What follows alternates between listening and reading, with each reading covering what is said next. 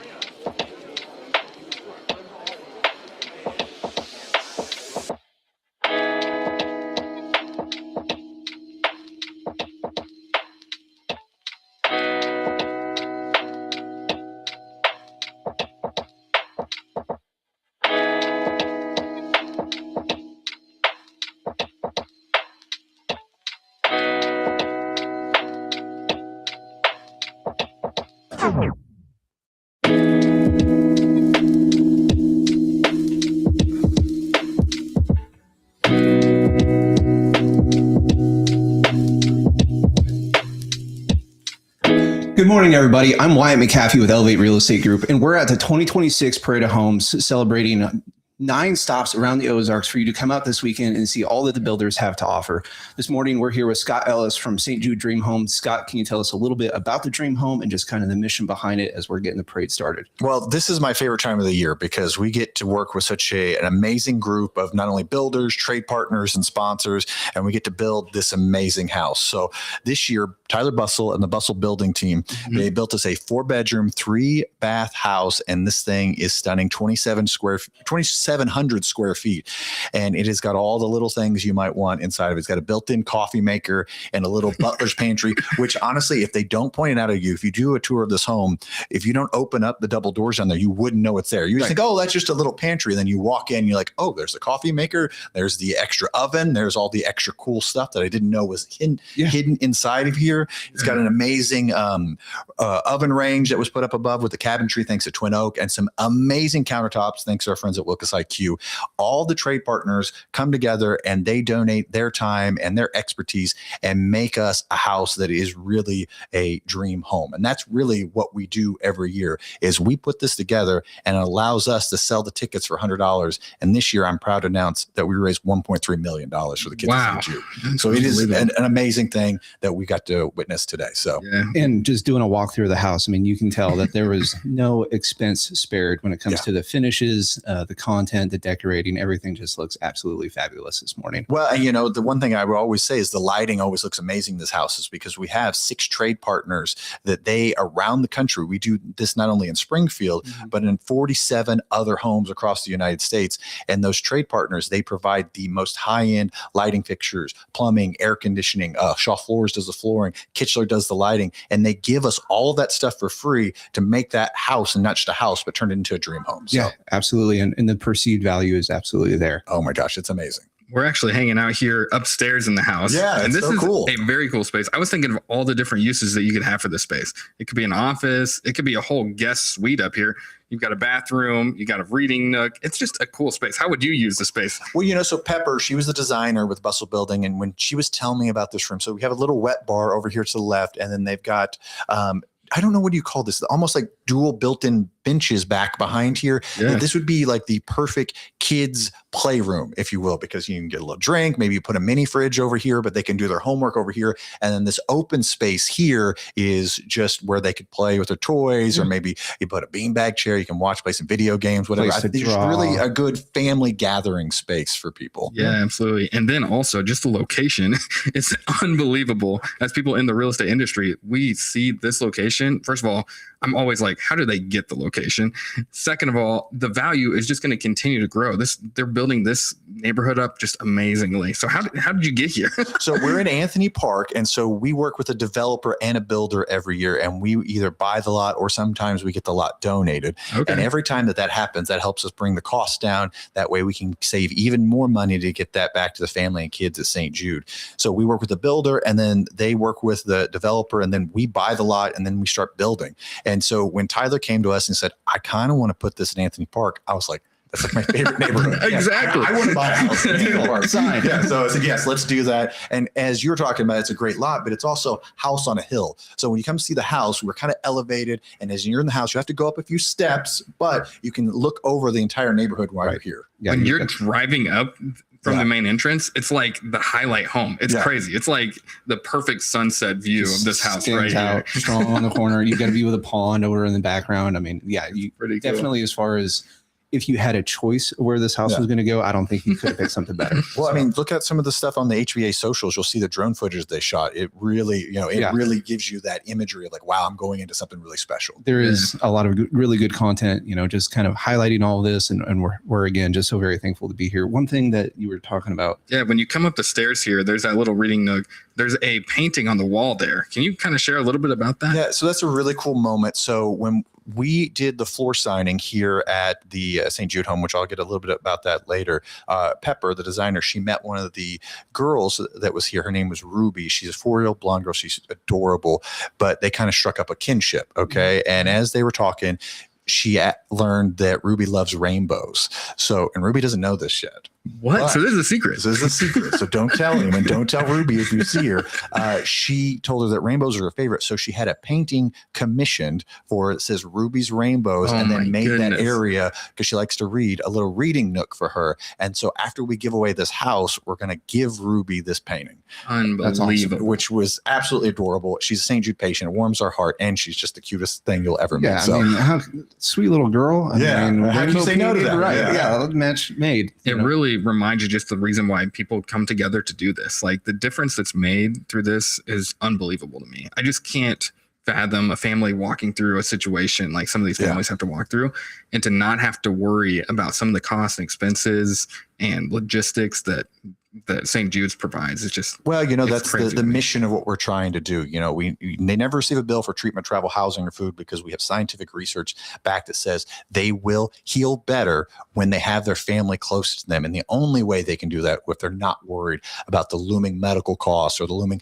travel costs or whatever that is hanging over their head, so they can be there with their child, so they can have that parent and that support system with them, so they can focus on what's most important, and that's healing. Absolutely. And just having dealt with some of those different things, like you said, having your family close, that emotional security, especially for these small children, and anyone who's a parent, like that's what makes your mission so easy to get behind. It's what more could you hope to offer, right, to these families in these situations? So, and we were very, just speaking on behalf of the HBA, being able to tie the Parade of Homes into the Dream Home was such a unique opportunity, because we want to continue to build just the knowledge and, get the word out to the people in the community. Obviously, like you said, tickets are already sold out, which is amazing. That's money directly for the... You can still give, though. Yeah, you can still give. And so as you're coming out this weekend and you're taking a look, one, obviously keep St. Jude in mind, but then also two, start thinking about next year, right? Well, that was what I was just going to announce, that we are doing this again next year. And we're excited to announce that Bustle Building is already signed on to do the house for us again next year. So we couldn't be more excited. He told me yesterday as we cut the ribbon. Amazing. So, I was like, okay, you just made my job so much easier. Right? Well, off to the rodeo a year in advance. So is it always around this time, Scott? That this? Yeah. So generally, it's we're going to be giving away this house June 28th. So that last weekend in June is when we give away the house every year on KSBR 33. Gray Television has been great partners with us every year, KY3 and all of them, to help us promote this. And so usually around April, tickets go on sale. Yep. And you can go to dreamhome.org to buy those tickets. And then this year we sold out in about 5.5 weeks, sold 13,000 tickets and raised 1.3 million. Yeah. Well, and you heard it, folks. I mean, tickets obviously sell quickly. Yes. If you come out this weekend, you're going to see that this is a phenomenal home, all for the low price of potentially $100. That's right. The fact that somebody will get this for $100 blows my mind. I know, it's really, I wish I could buy tickets. That's the one thing that I maybe don't like about my job, is that you're not qualified, or you're not eligible, I should say. Yes. No inside jobs. No, totally get it. We're very excited, though, for this Parade of Homes, that this is a spotlight home for us. So I'm so excited this whole weekend from 10 to 5. As you're going through the Parade of Homes, make sure to swing over here and take a look. Any other spotlights on this home specifically that you'd like to share? One thing that I would mention is the room that we're in right now. It's the only room that you'll see inside here with carpet, which is provided by Shaw. But we did our floor signing event. Mm-hmm. So what we do is when you get the drywall and things like that, what we do is we invite everybody out here, anyone who's been a part of the Dream Home, and then we do a little ceremony where we have everyone get down on their hands and knees. We trace their hands, and then we have them write a message to St. Jude Jude. That way, whoever owns this home in the future, St. Jude is a part of this home forever. And then we do that before we lay down the carpet. And I always like to brag on this because this is tradition that started by one of our builders here in Springfield. And now we do this at every house that we do, all 47 of them across the United States every year for St. Jude. It started right here in the Ozarks. That's an amazing legacy just to have that impact. And I mean, we see it being, like you said, in real estate, you know, you'll go through a house 20, 30 years after it's built and all the character pieces, the lines drawn on the doorways, right? Right. Like that history does matter, story, right? Yeah. Or just wait till somebody changes the carpet in here in a couple of years and they're like, whoa, what was this? When did that happen? Yeah. That's very That's cool. an amazing thing. Well, folks, we are on a live podcast, so we're going to be transitioning guests out as we are filming today. So bear with us, Scott. We are so very grateful that you were able to join. Yeah. And we've got our next guest coming up. All right. Thank you, guys. Boom. Scott.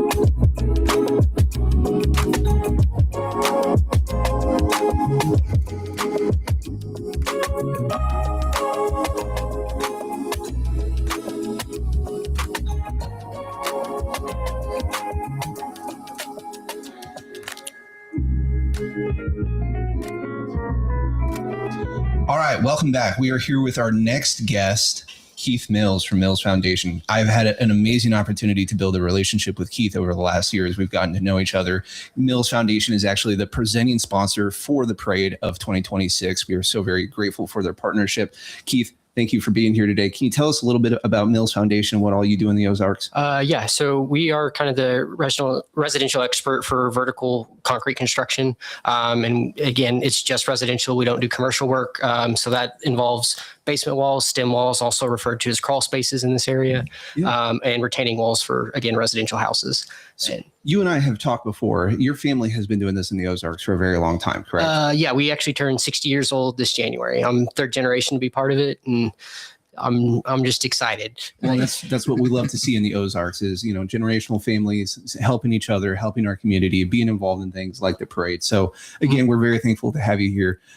So obviously being a part of the HBA, where does Mills fall into, and why do you choose to be a part of all this? All right. Well, it started kind of with my dad back about 30 years ago. He really got involved with the HBA. I think he may have even been a board member at one point.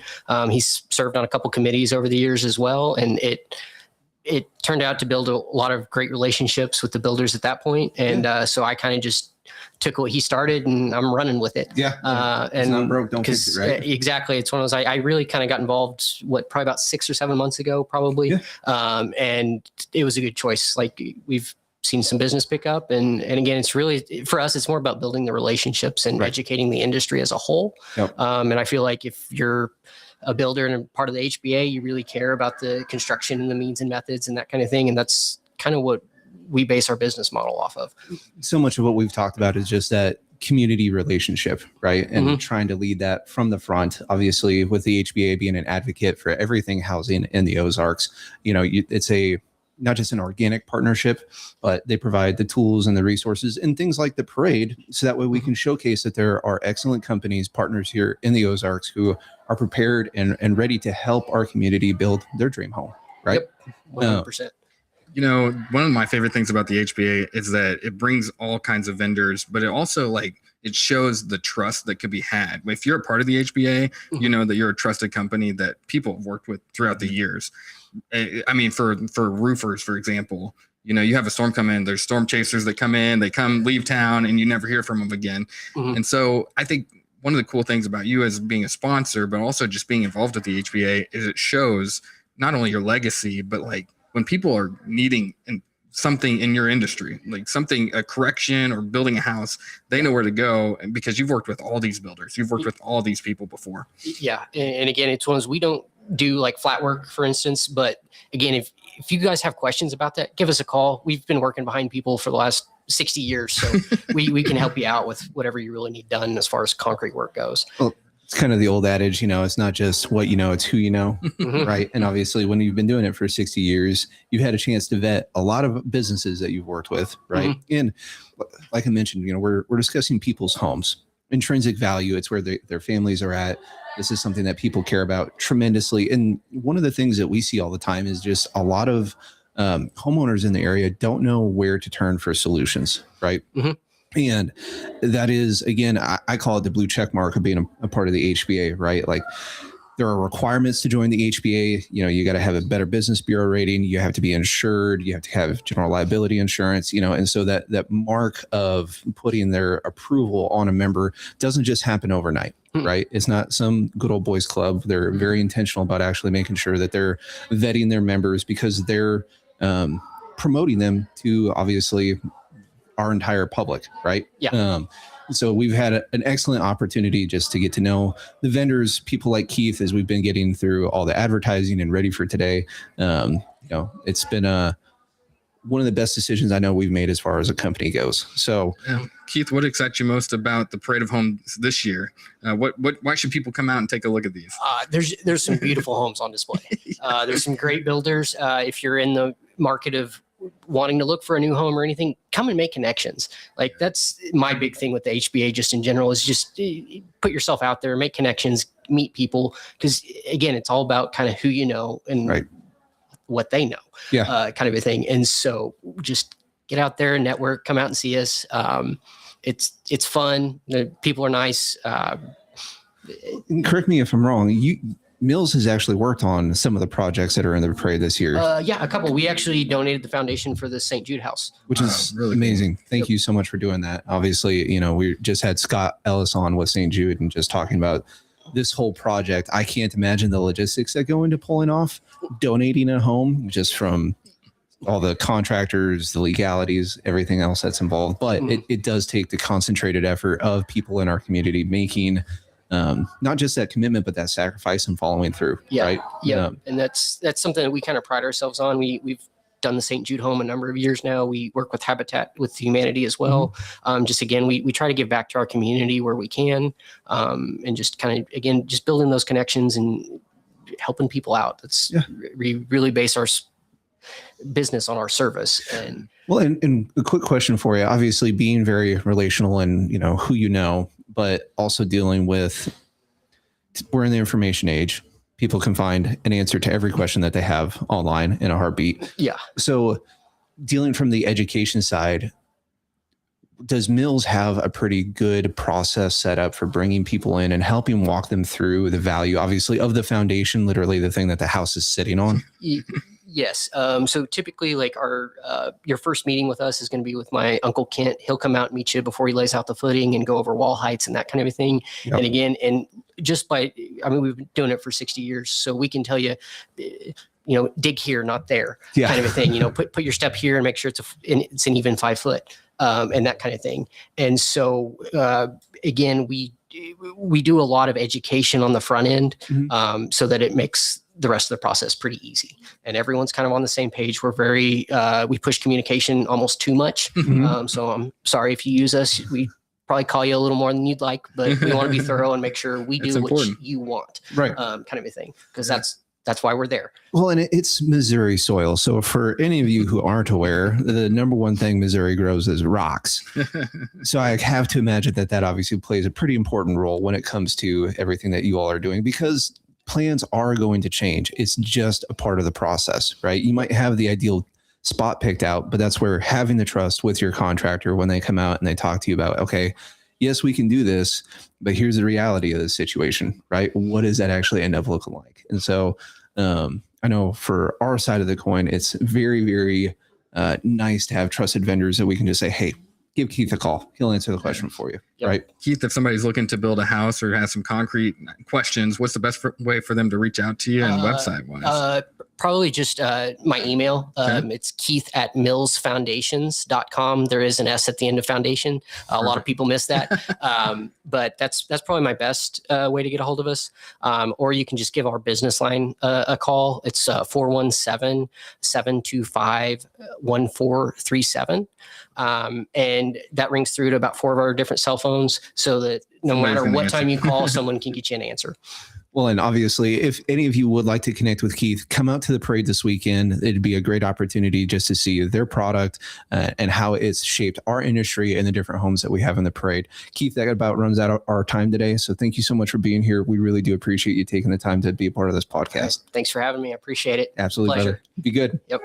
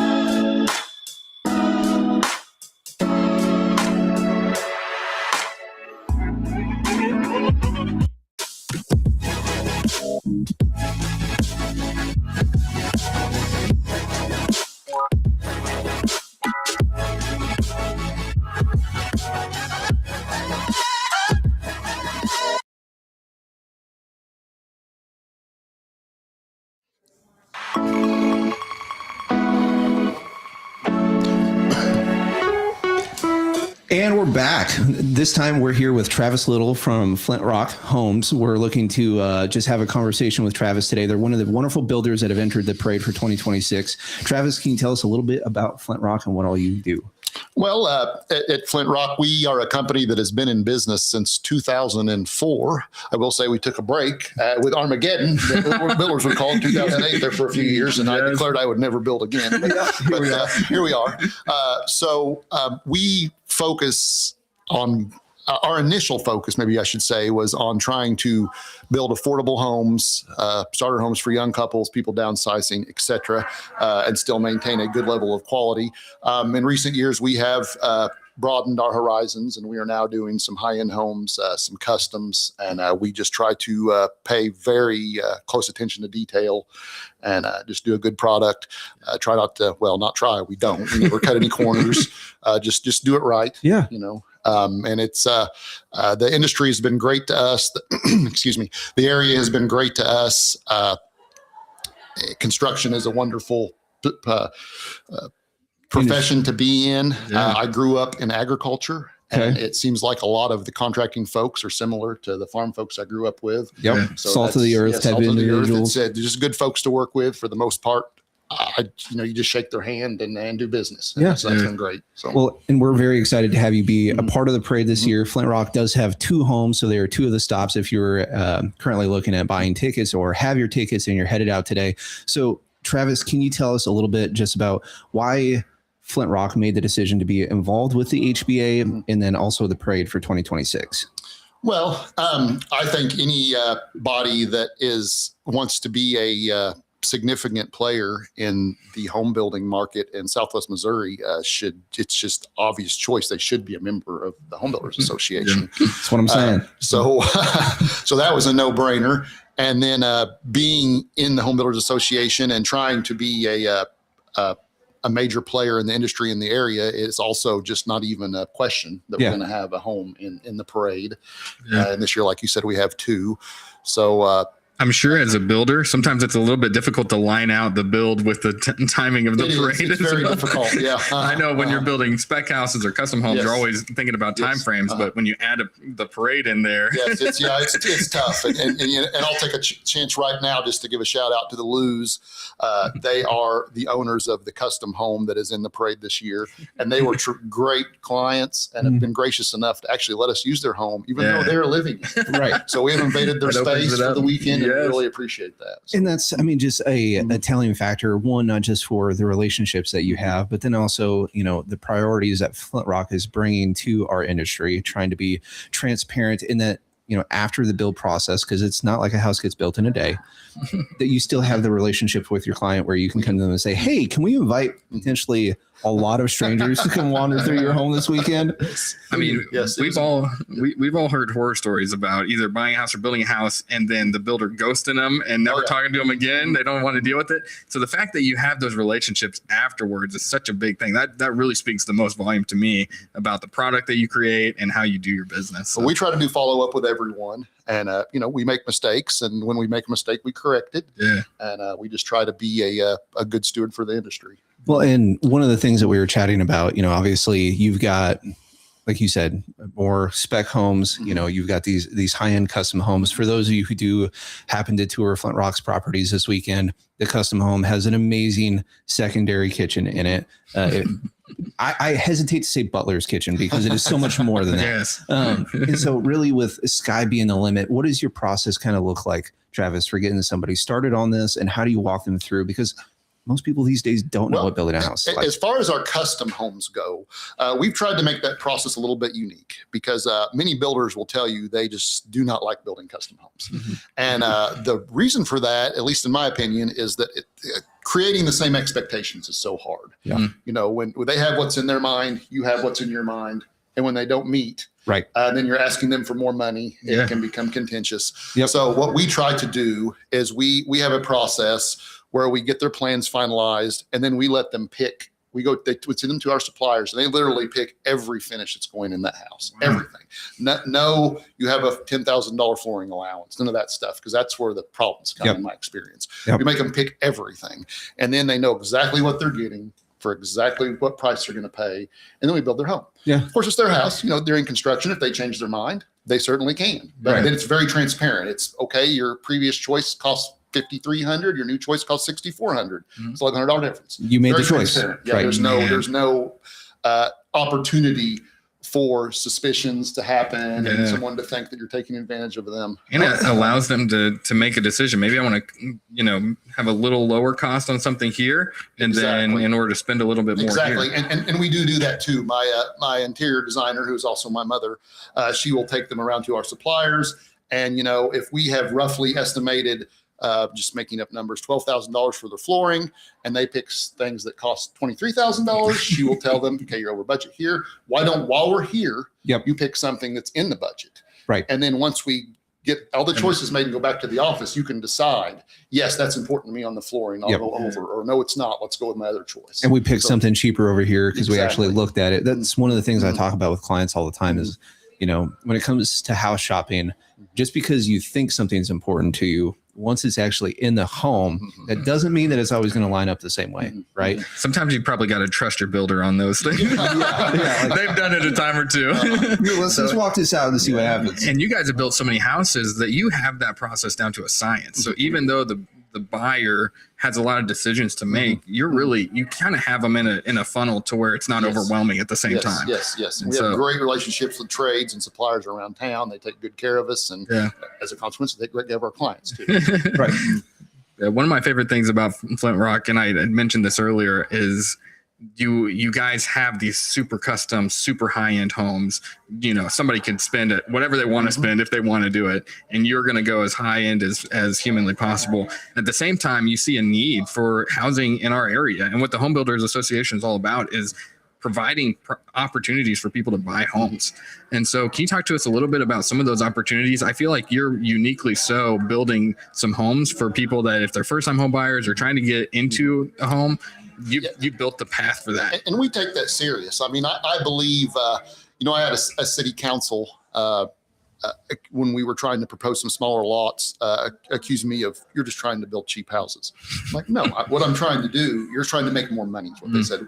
Well, as a business owner, yes, I'm trying to make money, but how do you make money?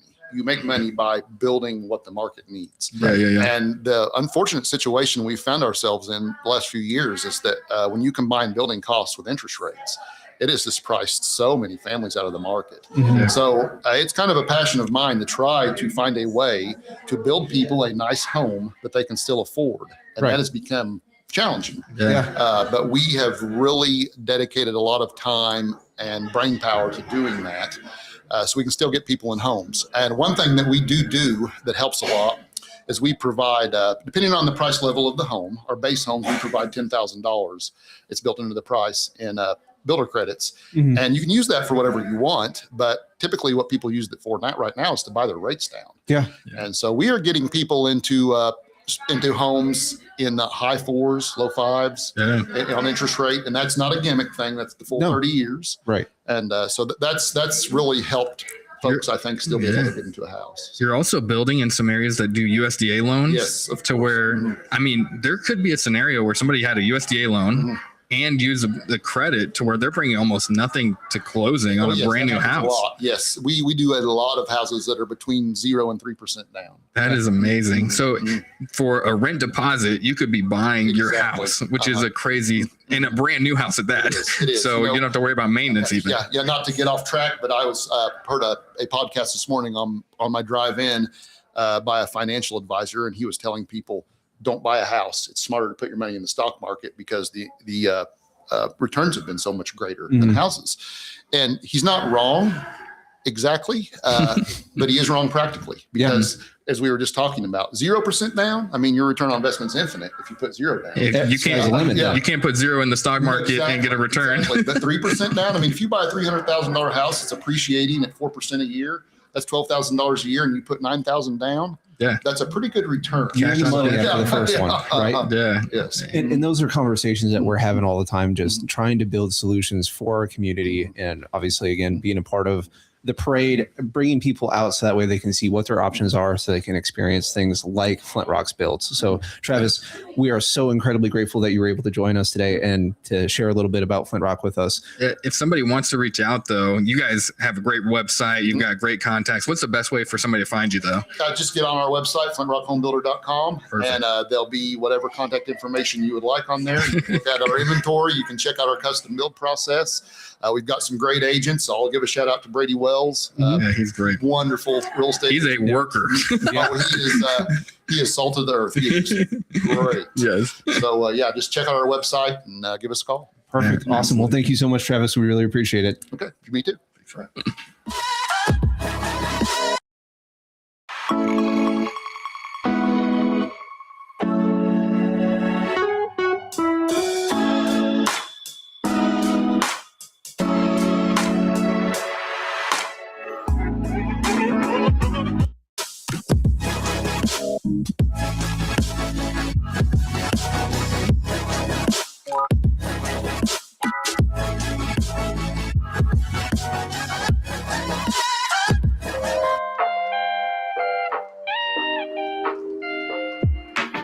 Hey, I'm previewing this house. It's an incredible house for one of my clients. They are looking to buy and they're looking for their dream home.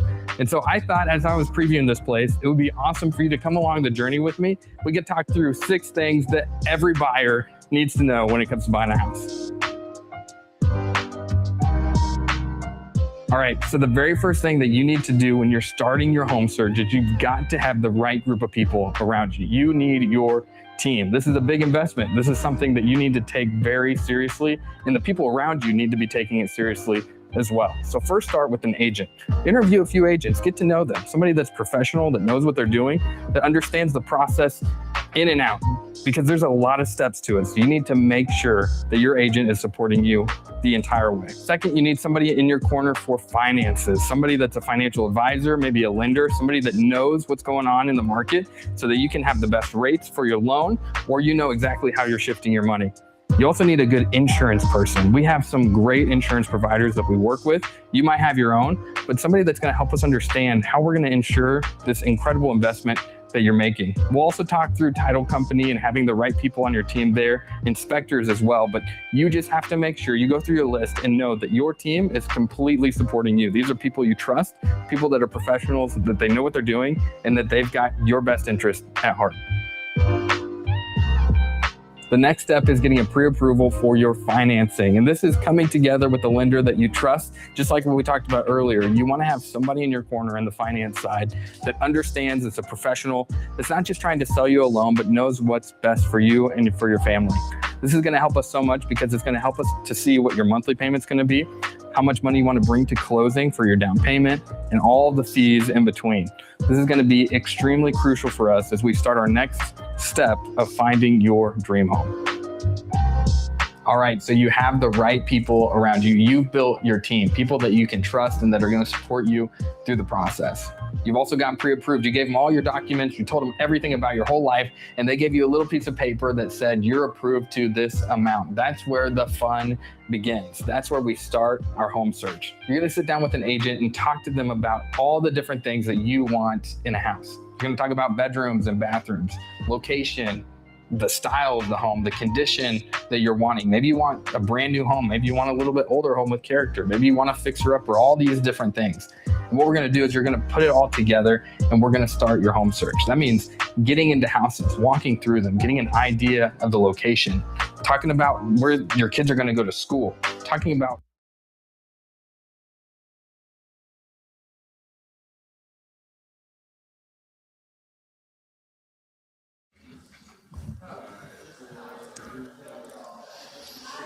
And we're back. This time we are here with Kristen Shanks from Wilgus IQ. Thank you so much for joining us today, Kristen. It is always a pleasure to have an opportunity to chat with you and all things Wilgus. Can you tell us a little bit about your involvement in the parade this year? Thank you so much, Wyatt. And remind me of your first name. Stefan. Thank you so much. I'm sorry. I should have asked you before we even started this. I am so sorry. But yes, thank you so much for having me back out on this. I feel like a little bit of an old pro because I was out here last year. Yeah. And we've chatted so many times. But so we are back again in the parade capacity as being the scavenger hunt sponsors. Yes. Yeah, and that was actually a new thing that they kind of kicked off last year. And honestly, I think they were going to do it anyways, but we wanted to help get involved in some way that we, humanly possible. Right. Yeah. But Chelsea was like, well, we were going to do a scavenger hunt. And I was like, tell me all about it. So that was last year. Let me in. Yes. So that's how we got involved last year. And then this year we were like, okay, we want to do it again. So that's how we just kind of solidified, doing it again and really just honing in on that's us. And so every time you go into a house, you're going to see a little magnifying glass with Wilgus IQ highlighted in that. And I love to see that. So first thing kind of when you walk in. And for those of you who are going to be visiting the homes in the parade this year, that scavenger hunt does have a $500 gift card attached to it. So make sure that you're stopping by each one of the 9 stops to get the opportunity, obviously, to catch that card. So do you have to hit each one? Yeah. So what you have to do is you go into the homes, and I believe they may have tweaked the rules a little bit. And so I don't really want to this is how you do it. Yeah. But you're going to be looking for, because we went into one of the houses, and I'm not going to tell you exactly where it was, but you're going to be looking for a tool, right? Okay. So maybe a little saw. Or a pipe wrench. Yes. Yep. And it was really cutely hidden in one of the houses we went to. So you're going to be literally on the search for these. You have to actually be scavenger hunting. Okay. This isn't for my 6-year-old. It's not as crazy as, some would think. You're not pulling up the floors trying to find it. Please don't go rifling through the drawers for these You actually have to break the cabinets open. Yeah, no. Some of these people actually, you're going into some people's homes. Right. Keep that maybe in the back of your mind. Keep that. Let's be a little respectful. But So, Wilgus has had a unique opportunity to be a partner not only in the St. Jude home, but also with some of the different builders that we've got in the parade this year. So tell us what Wilgus does and how you all what your company is and why you're a part of this. Yeah. So Wilgus IQ is a family-owned company. We're going on, I like to say around 30 years, but I believe it's about 27 years now. Okay. And so we specialize in stone countertops and custom cabinetry. And it is just has been an amazing ride. So yes, you will find our countertops currently in the St. Jude home, as well as in the Milliken house. Okay. And so you can go in there and you will find the stone splashed around everywhere. It is gorgeous. Yes. Well, and I know obviously kind of tying into the other HBA event, the home show. Yes.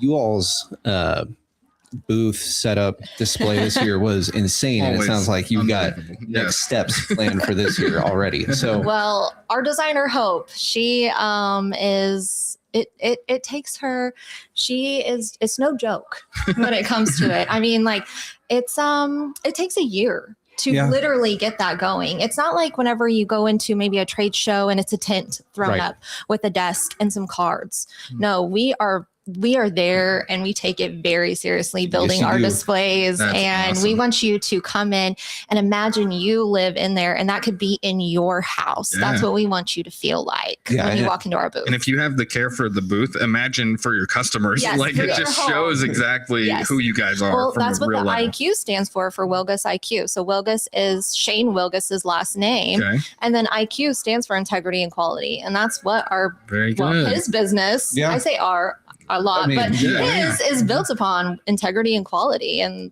that's what it is. Well, and Shane obviously sees the value of relationships just with your position at Wilgus and being involved with the community, the HBA. You guys are everywhere. I can't go to something in Springfield without running into you, Kristen.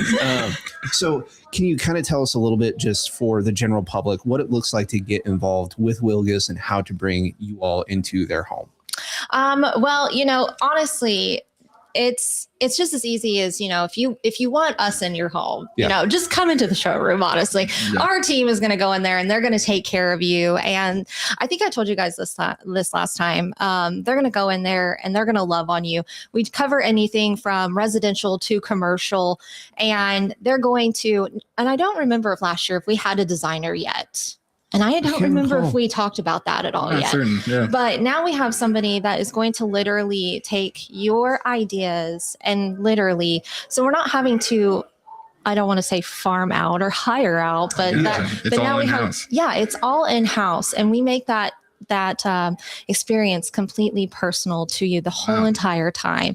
And it's just an amazing thing. But I do love that you said, you can see me everywhere. That's really see us everywhere. That's really nice. But Wilgus is not untouchable. You just walk right in. South Scenic, man. We're there. Well, your showroom is amazing. I've been in there. You have so many options. You have all the different stone there, so people can see precisely what's going into their home. For sure. And just as somebody who spends a lot of time in the kitchen, this is a show-stopping piece of somebody's dream build, right? And so just making sure that you have the right relationships, the right contacts. It's something that we've talked about a couple of times already today, is the HBA's involvement in just being a proponent for all of us in the home building industry, if you will, and how you're obviously very involved. You see the value. Can you tell our audience a little bit just about what the HBA has been able to do for Wilgus? So Wilgus has been in part of the HBA for quite some time, but beforehand, it's hard whenever you maybe don't have the ability to have a business developer person, or even have maybe somebody go to all the events and everything. So maybe you weren't as feeling like you were as active. However, whenever I was able to come aboard, it really was able to bring in that relationship and in that fold. And I will say that's when I feel like maybe that growth really kind of exploded for us in the HBA. Just clicked. It did. Yeah. And so out of that, and that goes with networking, period. So what you put into it is what you get out of it. And that really is the truth. So you have to go in there and you have to work those rooms and work those relationships. And that at the end of the day is what a good networker does. They're relationship builders, right? But at the same time, the product that you guys provide, these builders, when they work with you or when these home buyers are putting in cabinets or countertops, like the trust that you earn throughout that experience, yes, that is even more so. That's why people keep coming back to you, and that's why you still have that. It's very true. drive. I mean, there was a builder, that I had built a relationship that we hadn't worked with yet at all, and I had known him through the HBA and just sitting across from him on committees and everything. And then eventually he reached out to me, "Hey, Kristen, we've been a part of committees together. Let's we've got a home." Yeah. And so that's great networking, but also that was through the HBA, Right. And he also sees the value in Wilgus IQ and what they do and the product that they have. So we talk all the time, Springfield and the surrounding areas continue to grow. Yes, it is becoming a dense metropolitan area, but it's still relational. Right. It is. And so when you're calling a place like Wilgus, you're getting real human beings who are in the area. You're not getting, some sales representative on the other side of the country.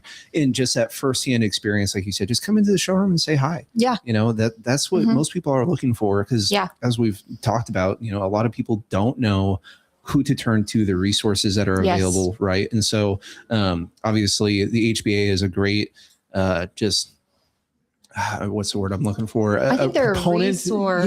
To find these things, right? Just where do you go to? They're like a directory. I have used them as such. Oh, yeah. Like whenever I'm looking for a plumber, a referral partner. I know you and we have bounced off of each other. Hey, who do you know? Right. And you and I met through the HBA. Yeah. I mean, we didn't meet each other off the streets.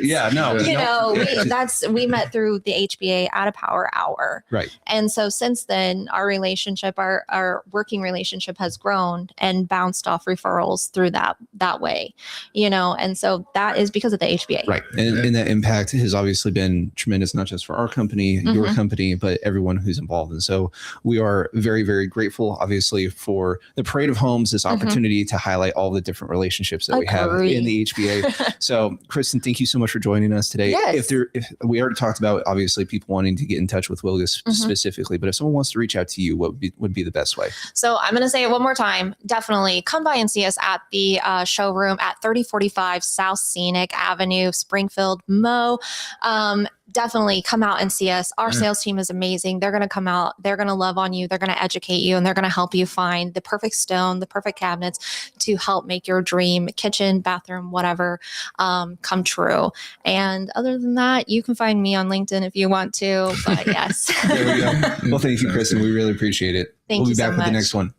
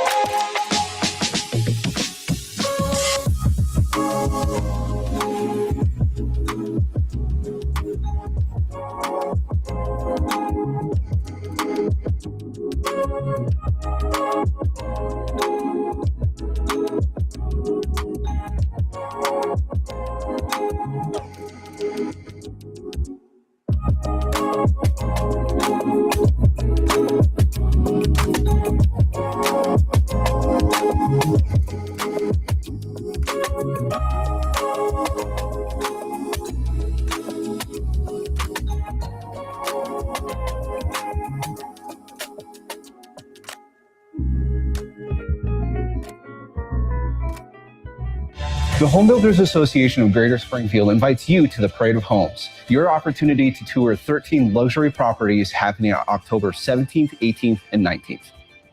From cozy retreats at affordable prices to luxury estates at premier market value, there's something for everyone. Hosted by the HBA, the Parade of Homes brings inside access to finishes, floor plans, design inspiration, and the builders who bring dreams to life.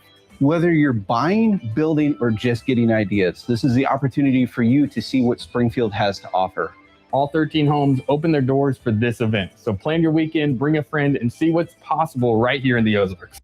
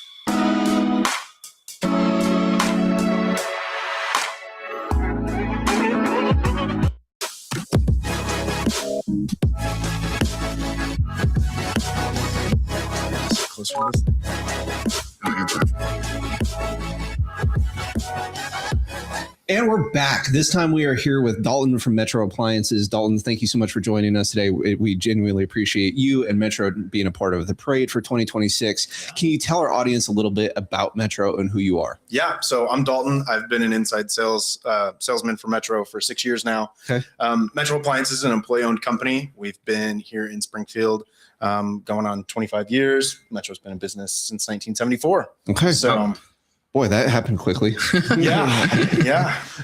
So Dalton, you all just launched a brand new showroom. Is that correct? Yeah. We're on the south side of Springfield, off Fremont and Erie Street. So huge showroom, 25,000 square feet. It's gorgeous in there. Beautiful appliances, lots of natural lighting. Next to a beautiful restaurant too. Yes, it's right next to That's a perfect date night. Oh yeah. Go out and have dinner with your wife and then go look at appliances. It works out. He's catered lunch a couple times over there, so it definitely has its benefits. Yeah, I can see that. Oh, that's awesome. Well, and I know just, being in the industry and having family members who have worked with Metro, you all's do such a good job of just walking people through the process, right? Buying appliances these days, it can be a nightmare. Let's be honest. It can be a real nightmare. Yeah. And so knowing not just a quality brand, but a quality partner, obviously, when you're working through these things.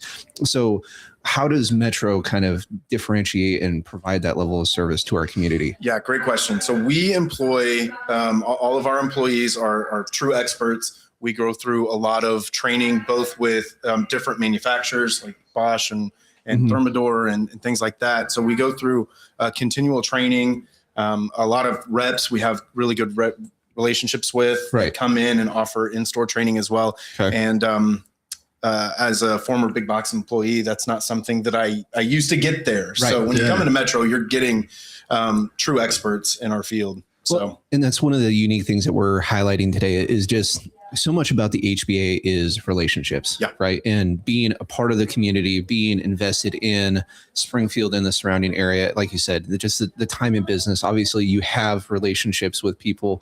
You're a trusted brand, taking that value seriously and providing, like you said, just a higher level of service because, when somebody's buying brand new custom home, they've spent all this money on everything else. And now it comes time for the appliance package, right? And that's where I feel like a lot of people are like, oh, I'll just go get a fridge, right? And it's like, not these days you won't. No, it's appliances is not really a one size fits all kind of thing anymore. No. And that's something that we've noticed over the last couple years, like these homes are getting very customized and the appliances are as well. We've got a lot of new colors coming out. You can change handles and things like that. I mean, just anything in the house. I'm gonna have to make sure my wife doesn't watch this. Laundry rooms too, people are really starting to ramp up their laundry rooms and get these cool designs to be functional. So that is something that it's definitely not a one size fits all deal. And somebody invests heavily into a kitchen and the stove is the staple of the whole thing. And so you can invest into making exactly what you want, but if you miss it on the appliance, you've missed the whole mark. And so you're totally right. And it's so important to get those pieces right and make sure that they're not an afterthought. Yes, exactly. So it can throw off a lot of other things too, your cabinets. So that's where we get value out of being part of the HBA is communicating with builders and designers and things like that. So, and we get to see it on the flip side. I can't tell you how many houses I've walked into where you look up and you see that they had to notch their brand new cabinets to make their fridge. Oh, that's devastating. So obviously being a part of the HBA and a part of the parade, what made Metro make that decision to just obviously spend this weekend being a part of the community and getting out and just educating people? Yeah, well, it's a good opportunity to continue that relationship with the HBA. We've been with the HBA for about 25 years, and we like to really continue with that. But it's another opportunity to celebrate the builders. We work with several builders that have built homes in this year's parade. So we get to kind of admire their work and celebrate them and their success, and continue building those relationships with the builders and the HBA. It's a really good opportunity to look at upcoming trends and ideas and kind of swap. Hey, here's what we're seeing. What are you seeing? And just, continue those relationships. Everything changes so quickly these days. If you're thinking of building in the next year or two, things can be night and day difference from where they're at today. But it starts with having conversations, right? So what would be the best way, Dalton, for people to obviously make a connection with Metro? Yeah, just come into the store. Of course, we offer an online website as well. You can go online. The best way to make that relationship, though, is swing on by. Yeah. Of course, we've got 2 locations, one on the north side of town off Glenstone and our new one there on Fremont. Swing on in. I'll tell you this, working with box stores or whatever, it's almost impossible to talk to a real human being. And so the fact that you just mentioned, like, come talk to a human, they'll walk with you through the process, get ideas back and forth off of you. Like that's a really meaningful thing. Yeah. So one thing else that's cool about this parade is that there's homes in all types of price points. Yeah. There's starter homes all the way to these unbelievable homes that people can dream of.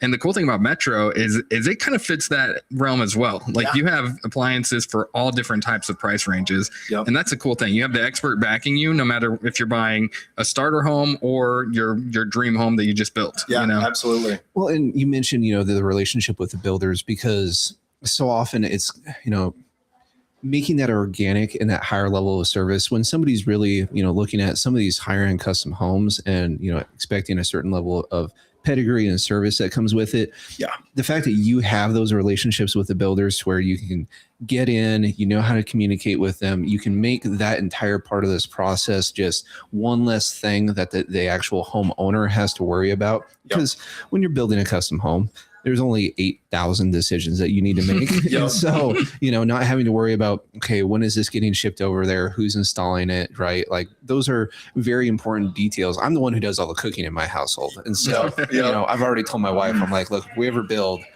I don't care about the rest of the house, but I'm picking the kitchen appliances, right? And so just, it's the heart of the home too. I mean, it's where a lot of people spend a majority of their time entertaining and Thanksgiving, Christmas, all the holidays and everything else. And so just like I said, the fact that you've cultured those relationships to help set your customers up for success and the builders themselves, it speaks about intentionality on your part. And that's something that I think as our industry continues to move forward and grow and develop, especially in the information age, that personal touch, like Stefan mentioned, is really going to set you apart. Yeah. So Dalton, are you hanging out at one house this weekend, or are you going all around? As far as I know, just here. Yeah. Okay. So very good. Very good. I hopped on the website though, man, a lot of beautiful homes this year. Oh my goodness. This one included. It's gorgeous. There's one, Intrinsic Homes with Maria Cass. She'll actually be on the podcast later, but she's doing something different. So for those of you who are getting out this weekend and you want to see the build process and what it looks like, this is just such an organic opportunity. And obviously all the different partners, the sponsors that are involved, it takes a whole community to make the parade happen. And so Dalton, we're very grateful that you and Metro were able to join us today, share a little bit about your company. We want to continue to foster those relationships. So I appreciate it. Again, best way for people to reach you, a quick phone number, website. Yep. Anything else? 417-833-1113. Come by the showroom though. Is our phone number. And then metroappliancesandmore.com. Or just come on in. We'd love to have 2 convenient locations, north side and south side. And like we said, get some pasta, date night. Yeah, that's right. That's right. Swing on in, pick up some appliances, then over to Avanzari's and get you some good Italian food. You guys need to do coupons whenever you sell appliances. You know what? We might free dinner on us. We have to see what we can do there. So. Hey, well, thank you for joining us, and stay tuned. We'll have our next guest on here in just a few minutes.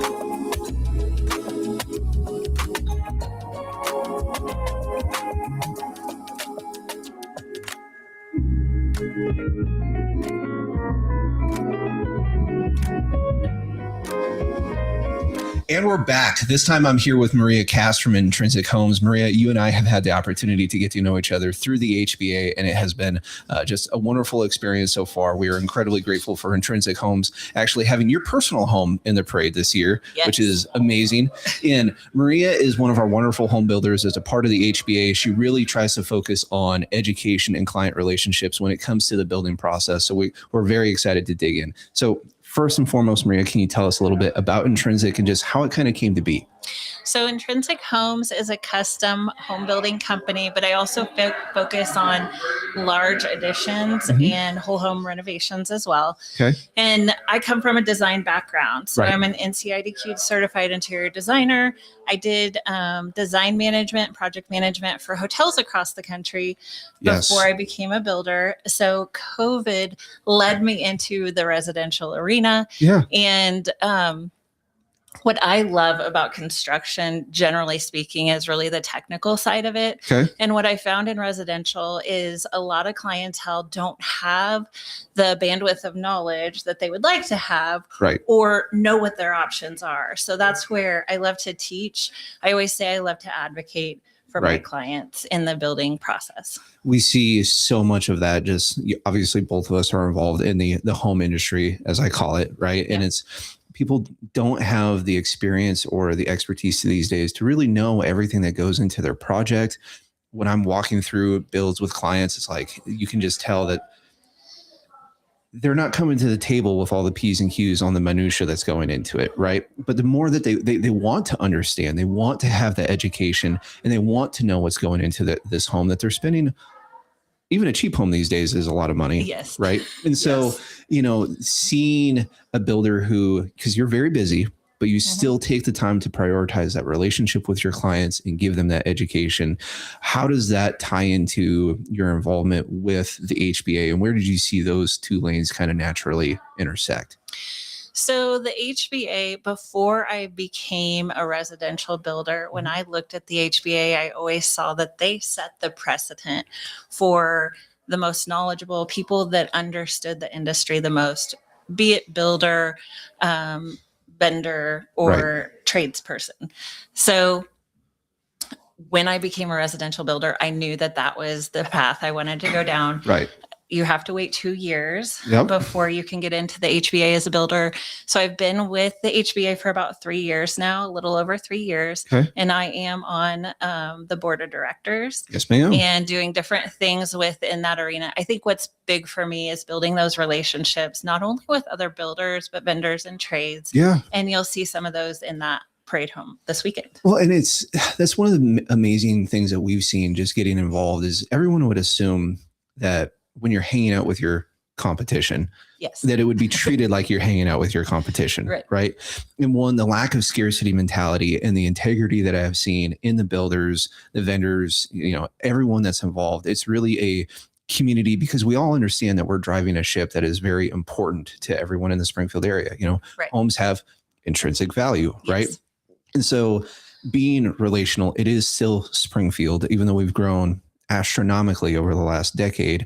People are still looking for that interpersonal touch, that opportunity to really feel like they're connecting with their builder. So you just kind of tell us a little bit about what the start of your process looks like and how you bring people into what is a very long, usually extensive relationship. So what's really important to me is from the get-go, even when I have clients interviewing me and I'm interviewing them, I'll usually spend like 2 to 3 hours with them to really listen to them and what they need and want. When I start with a client, I can help them design the home, or if they bring a floor plan to me, you know, it doesn't really matter where we're at with that. But I'm very big about line item budgets and schedules. So that high level estimate that I give is always line item, really breaking things down. So budgeting is transparent in this day and age in the market. I mean, quotes only last 7 days at sometimes. So things are changing rapidly all the time. I feel like that is very important.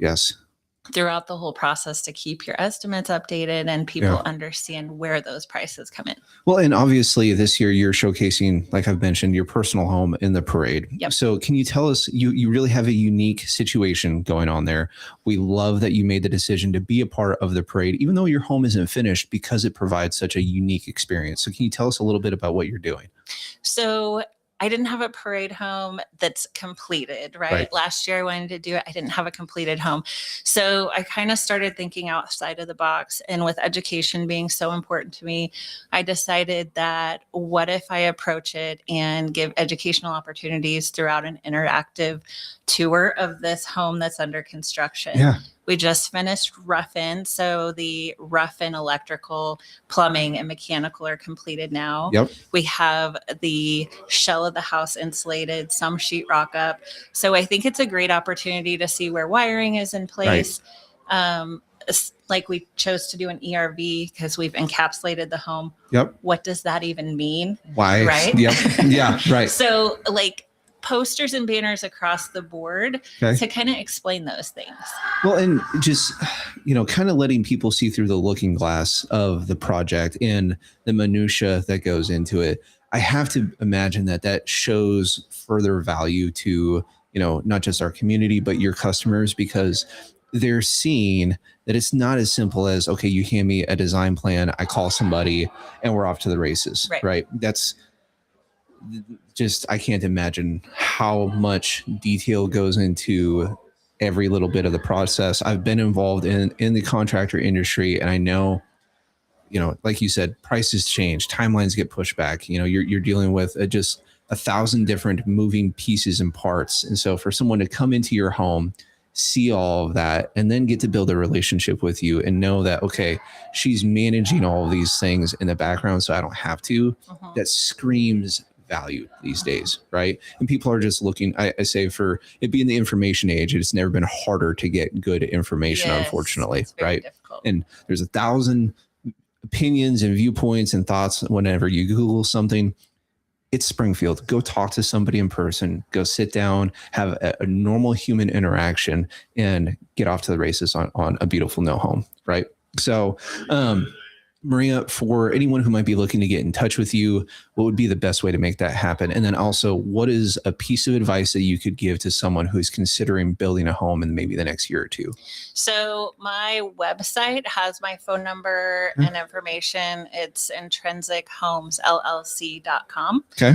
And they could reach out to the HBA and get my number that way. But I have Facebook, TikTok, Instagram. Again, I like to focus on the educational aspect of building. Perfect avenue. Yeah, different. And then for people looking to build in the next year, so I would say to take a deep breath. I always tell my clients to get a notebook, make a list of questions. Like, don't try and keep it all in your head, and know that when you're interviewing builders, there is going to be a right fit. Yep. Everybody has the right fit of builder, and just feeling confident that they're going to help you throughout the process. Of course. And that is one of the things, like I said, just being involved with the HBA, you see there's not that competing factor, right? And we all understand that, this person, and I've had clients who are looking at a new construction, and I've been able to share, okay, based on your personality type, these sorts of things, this is someone that you should want to talk to, right? And just seeing the different value and the different processes that the builders have to offer. So I love that you pointed people back to the HBA as far as a good way to get in contact with you, because obviously they're advocates for all of us. They want to see home ownership in the Springfield area continue to grow, allow families to, see that value. And like I mentioned, it is intrinsic to their home, right? And so they're very intentional about taking that relationship seriously. So Maria, thank you so much for joining us today. It is an absolute pleasure. We look forward to people visiting your home this weekend in the parade. And for all of you who are out there, this is Maria. Definitely stop by and see her. You'll be glad that you did. Thanks.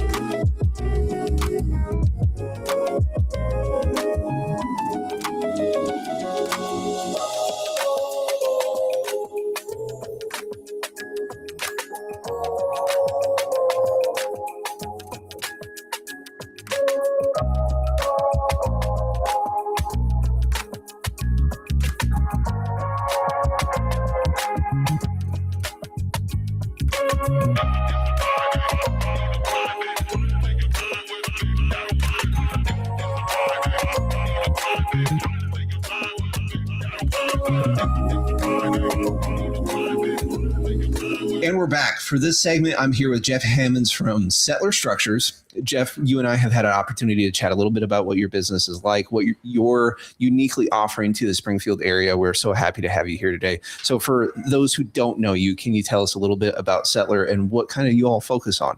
So Settler Structures is a little bit new entity to the area, but a lot of old familiar faces and names that people will recognize, right?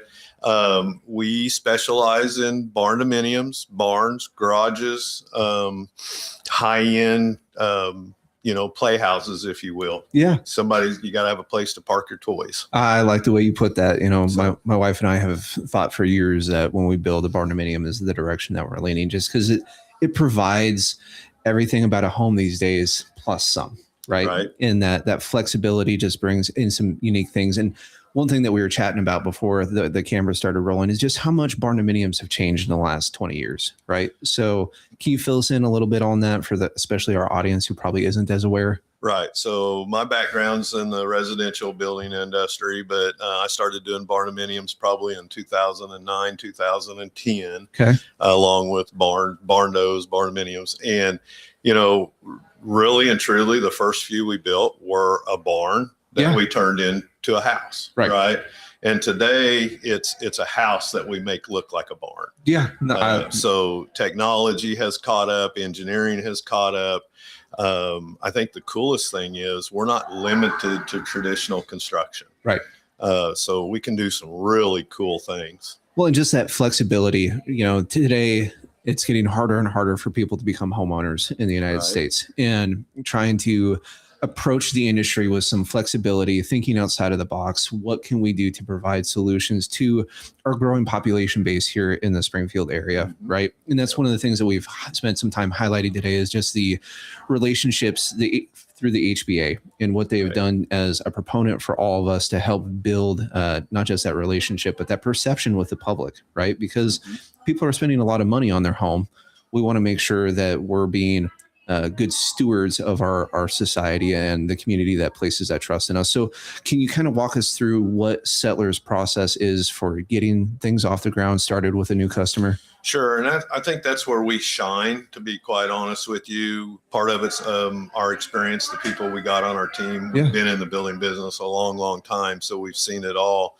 And what people don't understand, 15, 20 years ago, you couldn't get a barn dominium financed. No, you couldn't. Today, that's changed. Right. A lot of that's through education, through the National Frame Builders Association, which is geared to the post frame industry.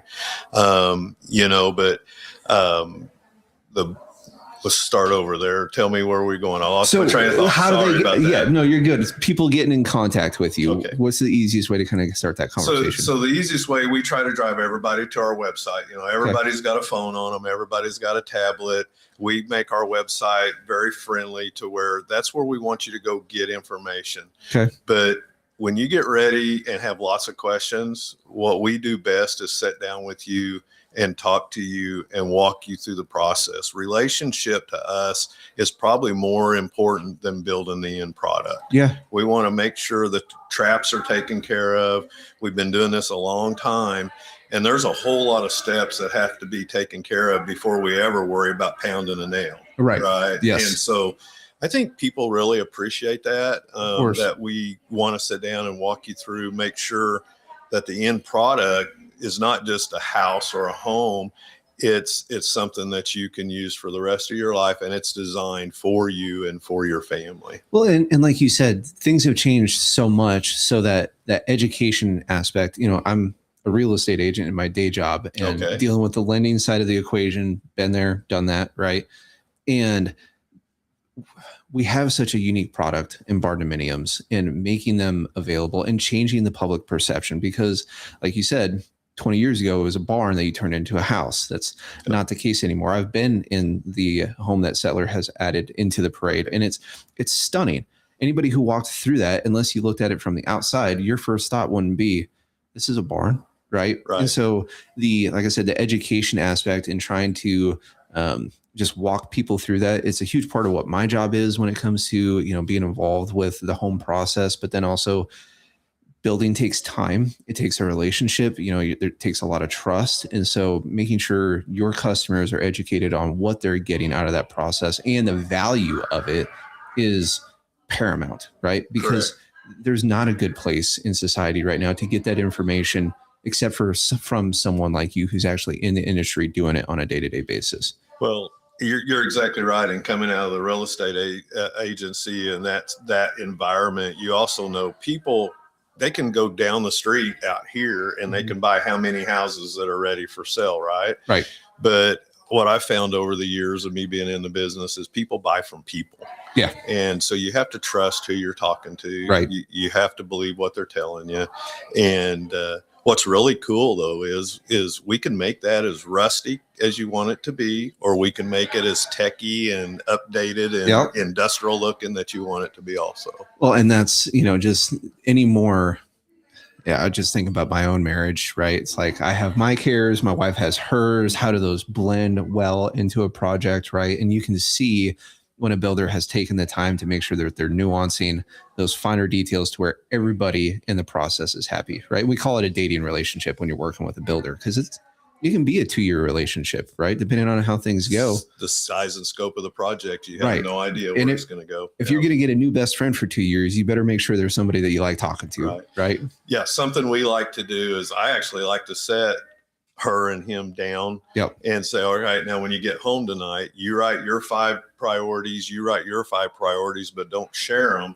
There'll be 2 on that list that match. So now we'll start to design around those 2 things and then see what we can come up with for the rest. I like that. It's just very organic. You're anticipating that conversation happening because of your experience in the industry. Because I've been there. I've been yelled at because there's not room for furniture in this room. You got windows in the wrong spot, Yeah, so, the little things that happen. So what's something that you're kind of seeing in your unique part of the building atmosphere trend-wise that, if anyone's looking at building a barn-do in the next couple of years, what can they anticipate? So, it's like everybody else in the building industry, most people, it's all about mortgage rates and lending and all that kind of stuff. We've kind of came through the big hurdle where you couldn't get a loan for barndominiums today. We're kind of past that, but there's still banks today that just aren't interested. So that's I apologize. No, you're good, man. No, I don't like to do that. Sorry. But what I see today more than anything, when we sit down with a customer, especially in the younger generation, they really just need that guidance through the process of the build. And then once we get through that land bought, loan, design, all that kind of stuff. And then it's okay, how techie do they want to be? Because I mean, that's where we live, right? Sky's the limit there these days. I remember when I first started, it was hardwired for phones, the old Mall Bell phone, right? We had Cat 5 cables everywhere for internet. Now it's one wire to a central location. Everything's wireless. And the one thing we have to do with steel siding and steel roofs is put a lot of boosters in. because that is an issue. Small nuance that most people don't ever think about, right? Would never think about trying to push signal in a metal box. Yep. It doesn't work well. Right. So Jeff, we really appreciate you taking the time to be here today to help educate people. Obviously, Settler Structures has a home in the parade this year. For those of you who are tuning in as a part of the audience, we would love for you to stop by. Jeff and their team are going to take all the time to make sure they answer your questions.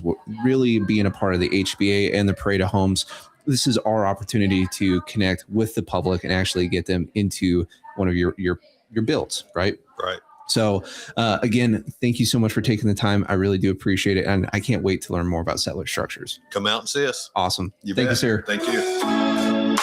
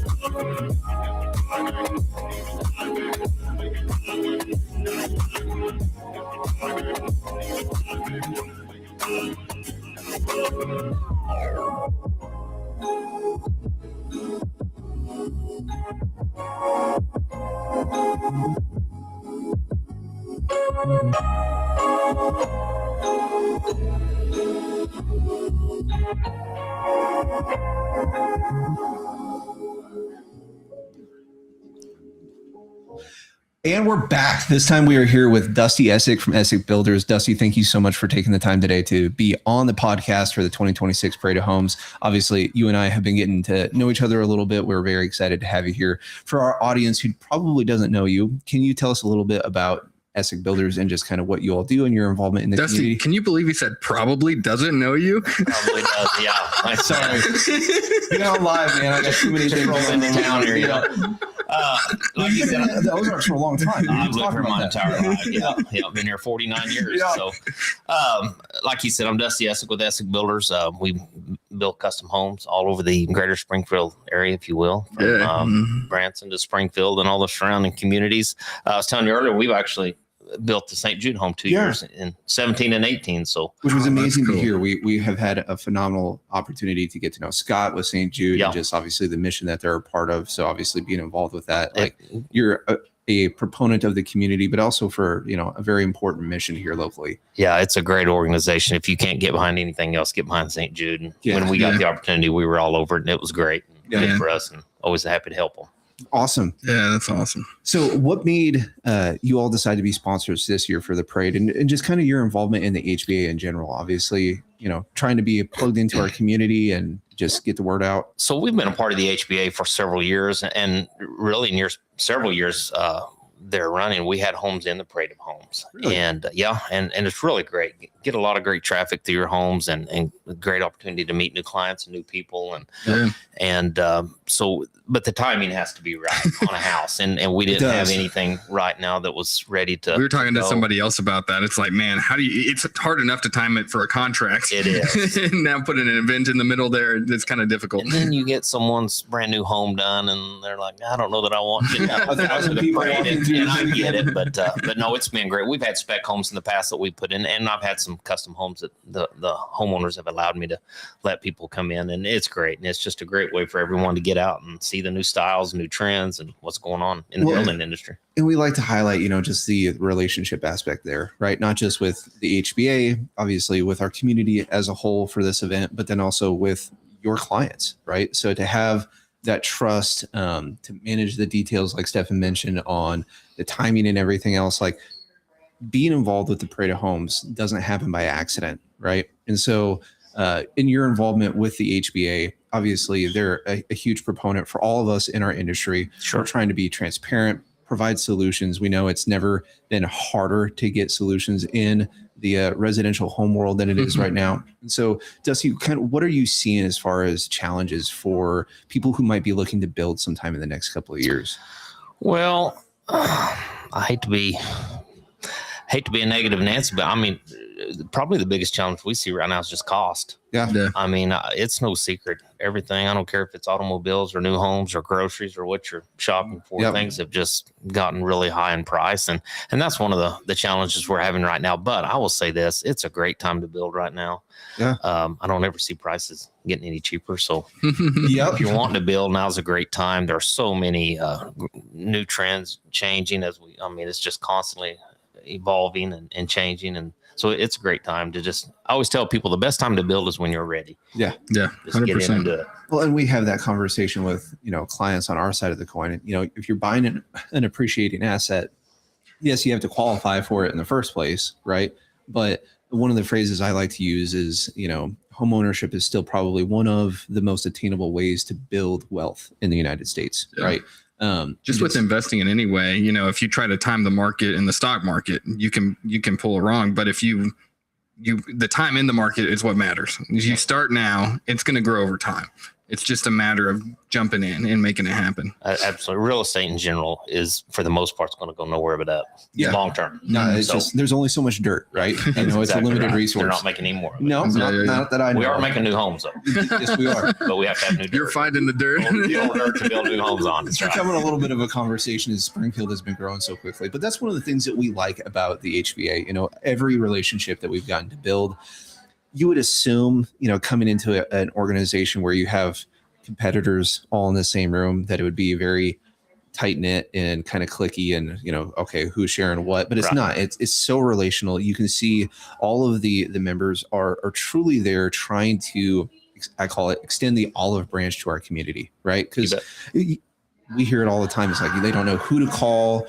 They're asking for references. What do I do? I need to make decisions. These decisions are a lot of money, right? And so having a verified source from the HBA, being a proponent for all of us, but then just the relational aspect has been amazing to see, all the different builders like yourself who want to come together with our community to help build those solutions for people. So, you've been a builder for a long time. Things have obviously changed.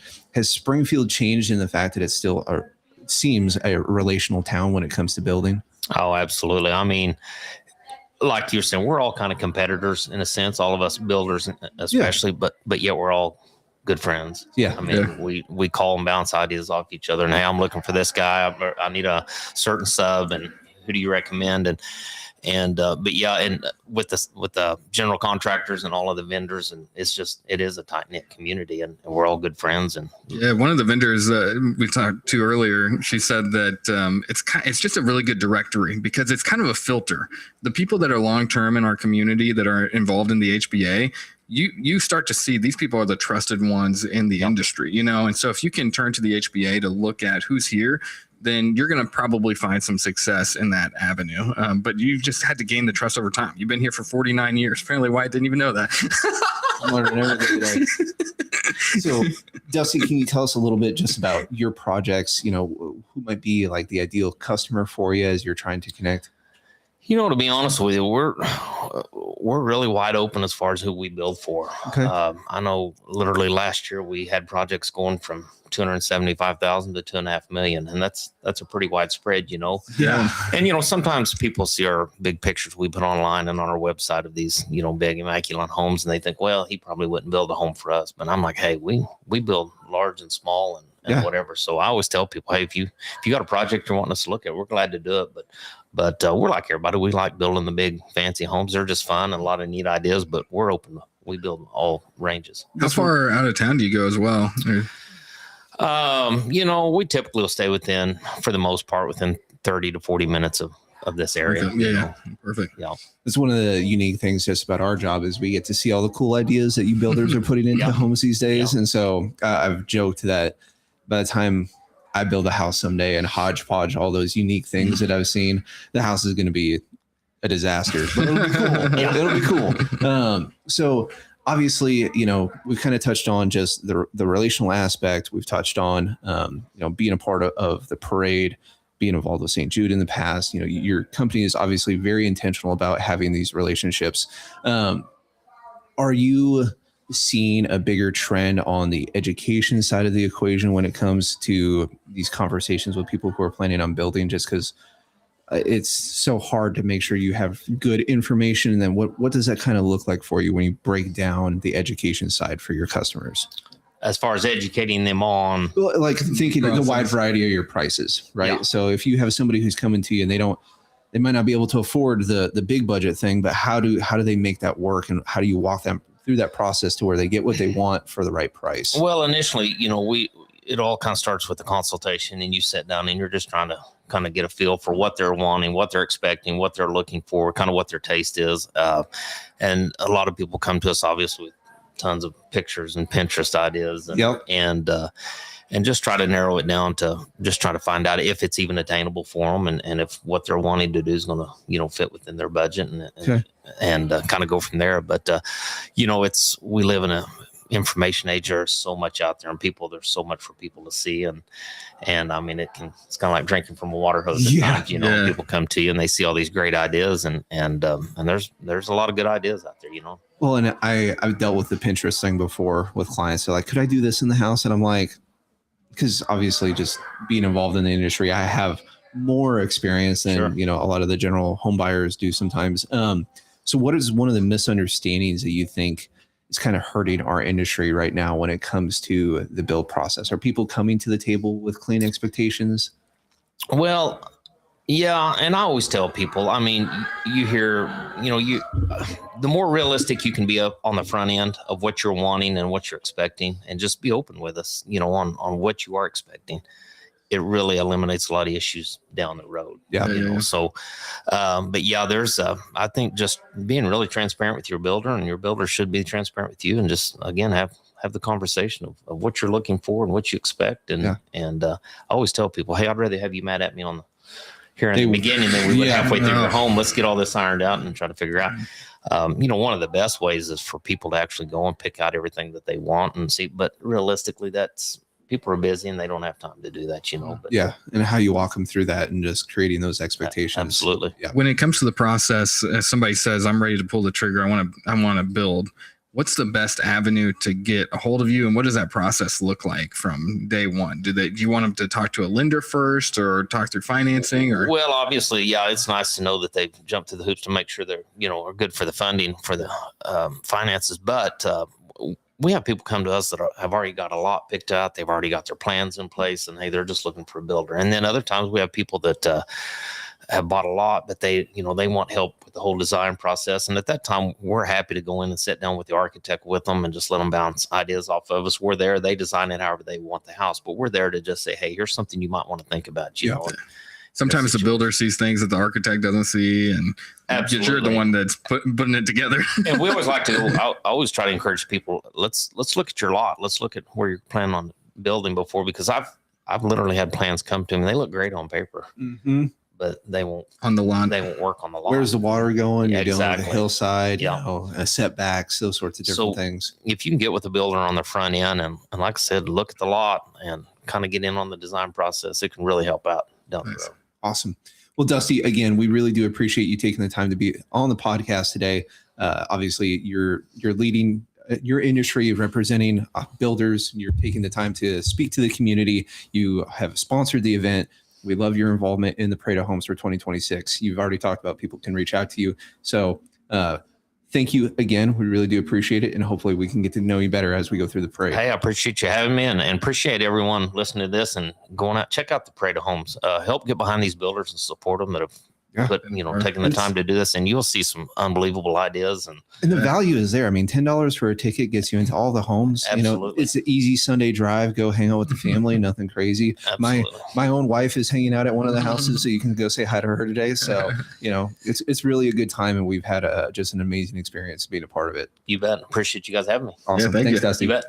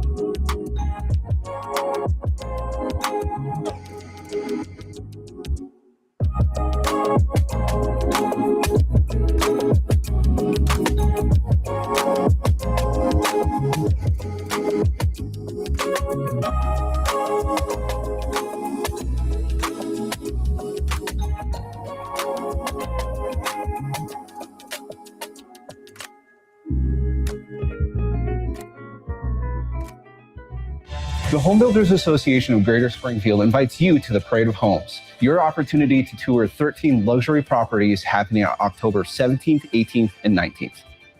From cozy retreats at affordable prices to luxury estates at premier market value, there's something for everyone. Hosted by the HBA, the Parade of Homes brings inside access to finishes, floor plans, design inspiration, and the builders who bring dreams to life. Whether you're buying, building, or just getting ideas, this is the opportunity for you to see what Springfield has to offer. All 13 homes open their doors for this event. So plan your weekend, bring a friend, and see what's possible right here in the Ozarks. We can't wait to see you there. Tour, explore, and be inspired. This is the HBA Parade of Homes.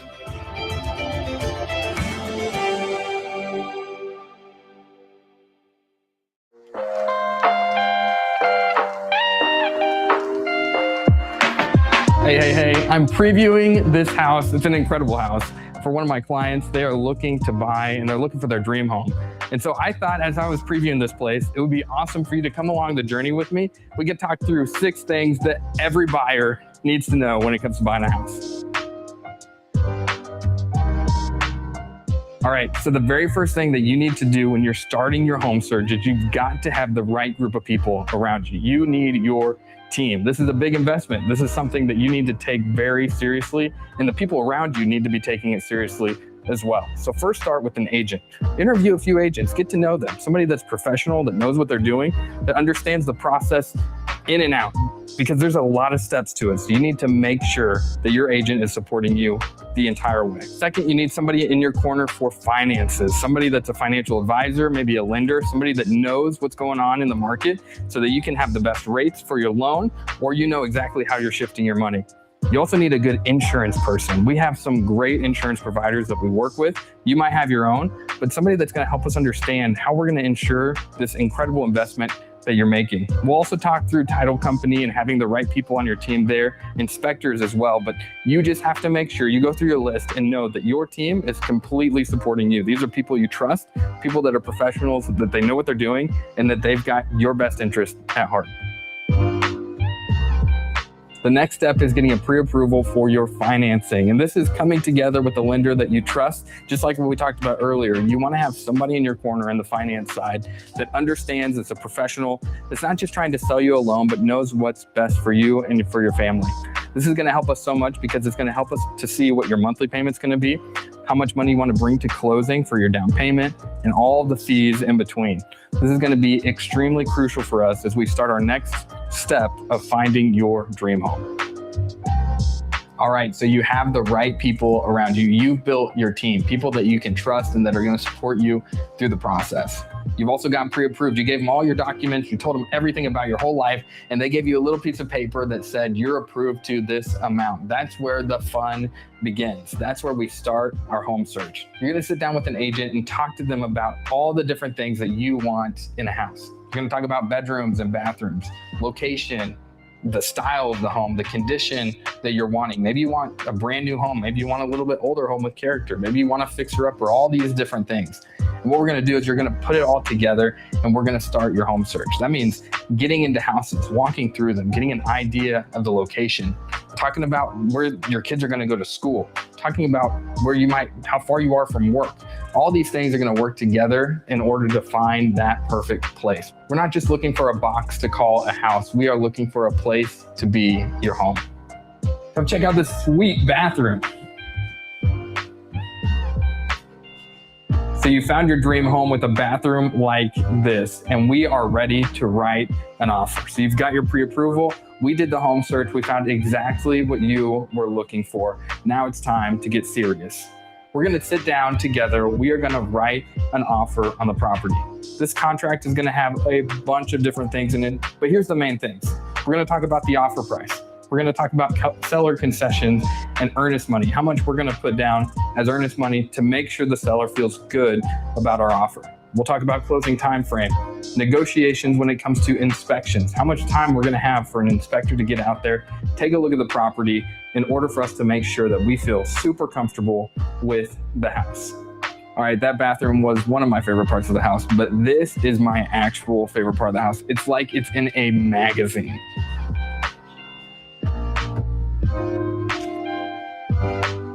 All right, so we just talked about how you found the right home, you put an offer in. Congratulations, the seller has accepted. That means we are in our due diligence period. The house is under contract. They have accepted the terms, and it's on us to make sure that you feel comfortable about your purchase. So here's what's gonna happen. We're gonna have in the first 10 or 15 days, an inspector walk through the entire house. They're gonna go under the house. They're gonna go in the attic, on the roof, throughout the entire place to make sure that we are comfortable with the condition that the home is in. If they find something, then we have the opportunity to negotiate. Maybe there's something that's too big. We were like, hey, if we don't have this fixed, we're gonna walk away. That's fine.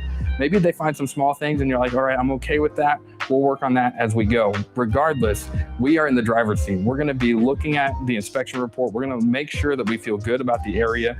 And if we have some issues that pop up, this is the time for us to negotiate and make sure that you are in the best place possible when it comes to getting to the closing table. So we got through due diligence phase and we've looked at the inspection. We feel good about certain things. We've negotiated here and there. We've got our financing contingency resolved. We found insurance for the home. We feel good about everything. And we are getting to the closing table. For most agents, this is where the relationship ends. On the day of closing, we're gonna meet at the title company. You're gonna bring your driver's license, your cashier's check with the funds, and then your lender is gonna send in the rest of the funds for the loan. This is where you officially sign and the home gets transferred into your name. It's a huge celebration. Congrats, you made it to the finish line. That's where I said earlier, most agents' relationships end, but not for us. We're gonna stay in contact. We're gonna make sure that everything is going smoothly with your home. If you have any questions, we are here for you. And beyond that, we're a resource for you. If you need somebody that's gonna work on an HVAC or if you need something done with your home, we'd love to be there with you to walk through every step of the way. All right, those are the 6 steps to buying a home. If you would like more information or if you're interested in buying a home yourself, reach out to me or my team at Elevate Real Estate Group. For more real estate tips, go ahead and hit that subscribe button and we'll see you next time.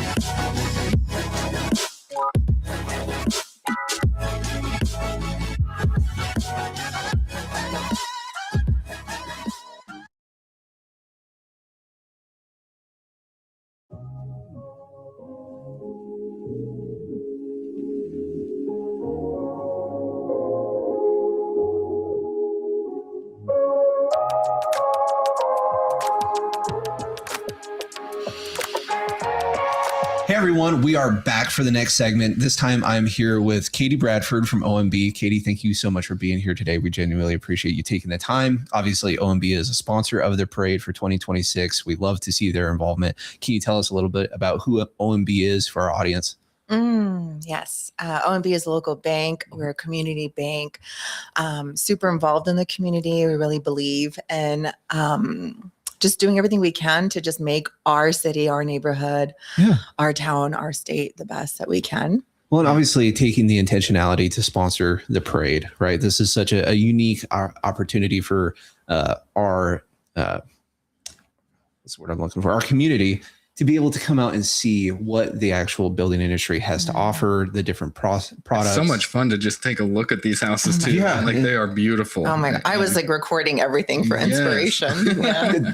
Come out and steal some good ideas, the sky's the limit, and offering products from, first time home buyer all the way up to $2 million homes, right? And getting to see that we have some really unique talent in the Springfield area who is being very intentional about trying to create home ownership for our community, right? So obviously tell us a little bit about what you specifically do at OMB, Katie. Yes. Okay. So I'm a mortgage lender.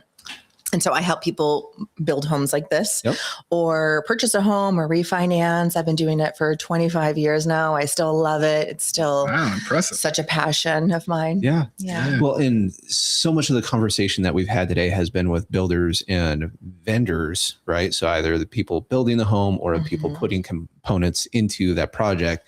But the money side of the equation is just as important as the actual builder, For right? sure, yeah. And so what are you kind of seeing right now when it comes to the new construction market as far as, you know, expectations or the people who might be thinking about building in the next year or two? How would you coach them? Yeah. So with building, it is, I love the fact that you get to pick where you want to build and design it for yourself.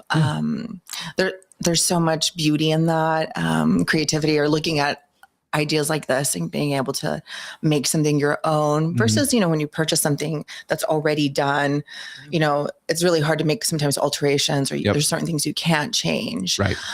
There is obviously value in purchasing an existing home versus sometimes building is a little bit more expensive.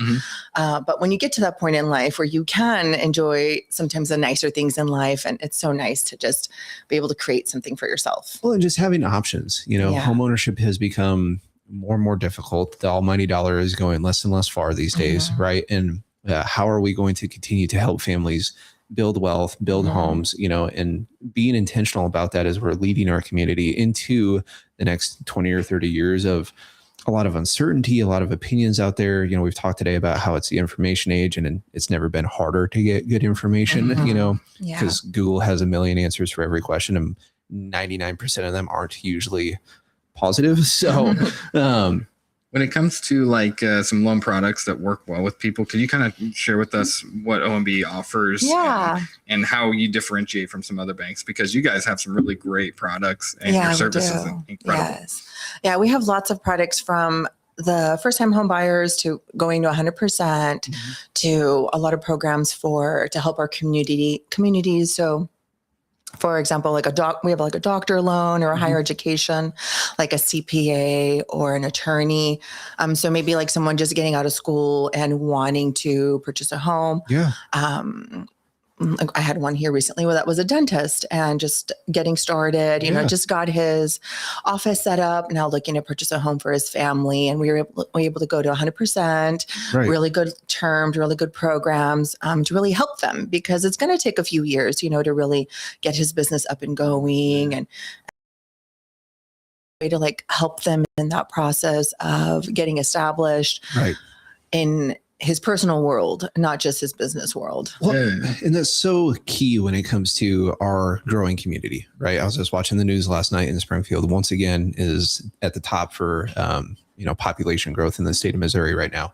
And we want to keep the good talent that we're producing and attracting here. And a big part of that is helping people accomplish the goal of becoming a homeowner, right? Because they're invested in the community. You can get the roots, and you stay. All of a sudden, boom, you've been here for 20 years, right? And so finding loan opportunities for people where we're, okay, can we think outside of the box, come up with some creative solutions and make this happen? And it benefits all of us, right? When that talent is, like I said, staying or coming to Springfield, those are higher level conversations.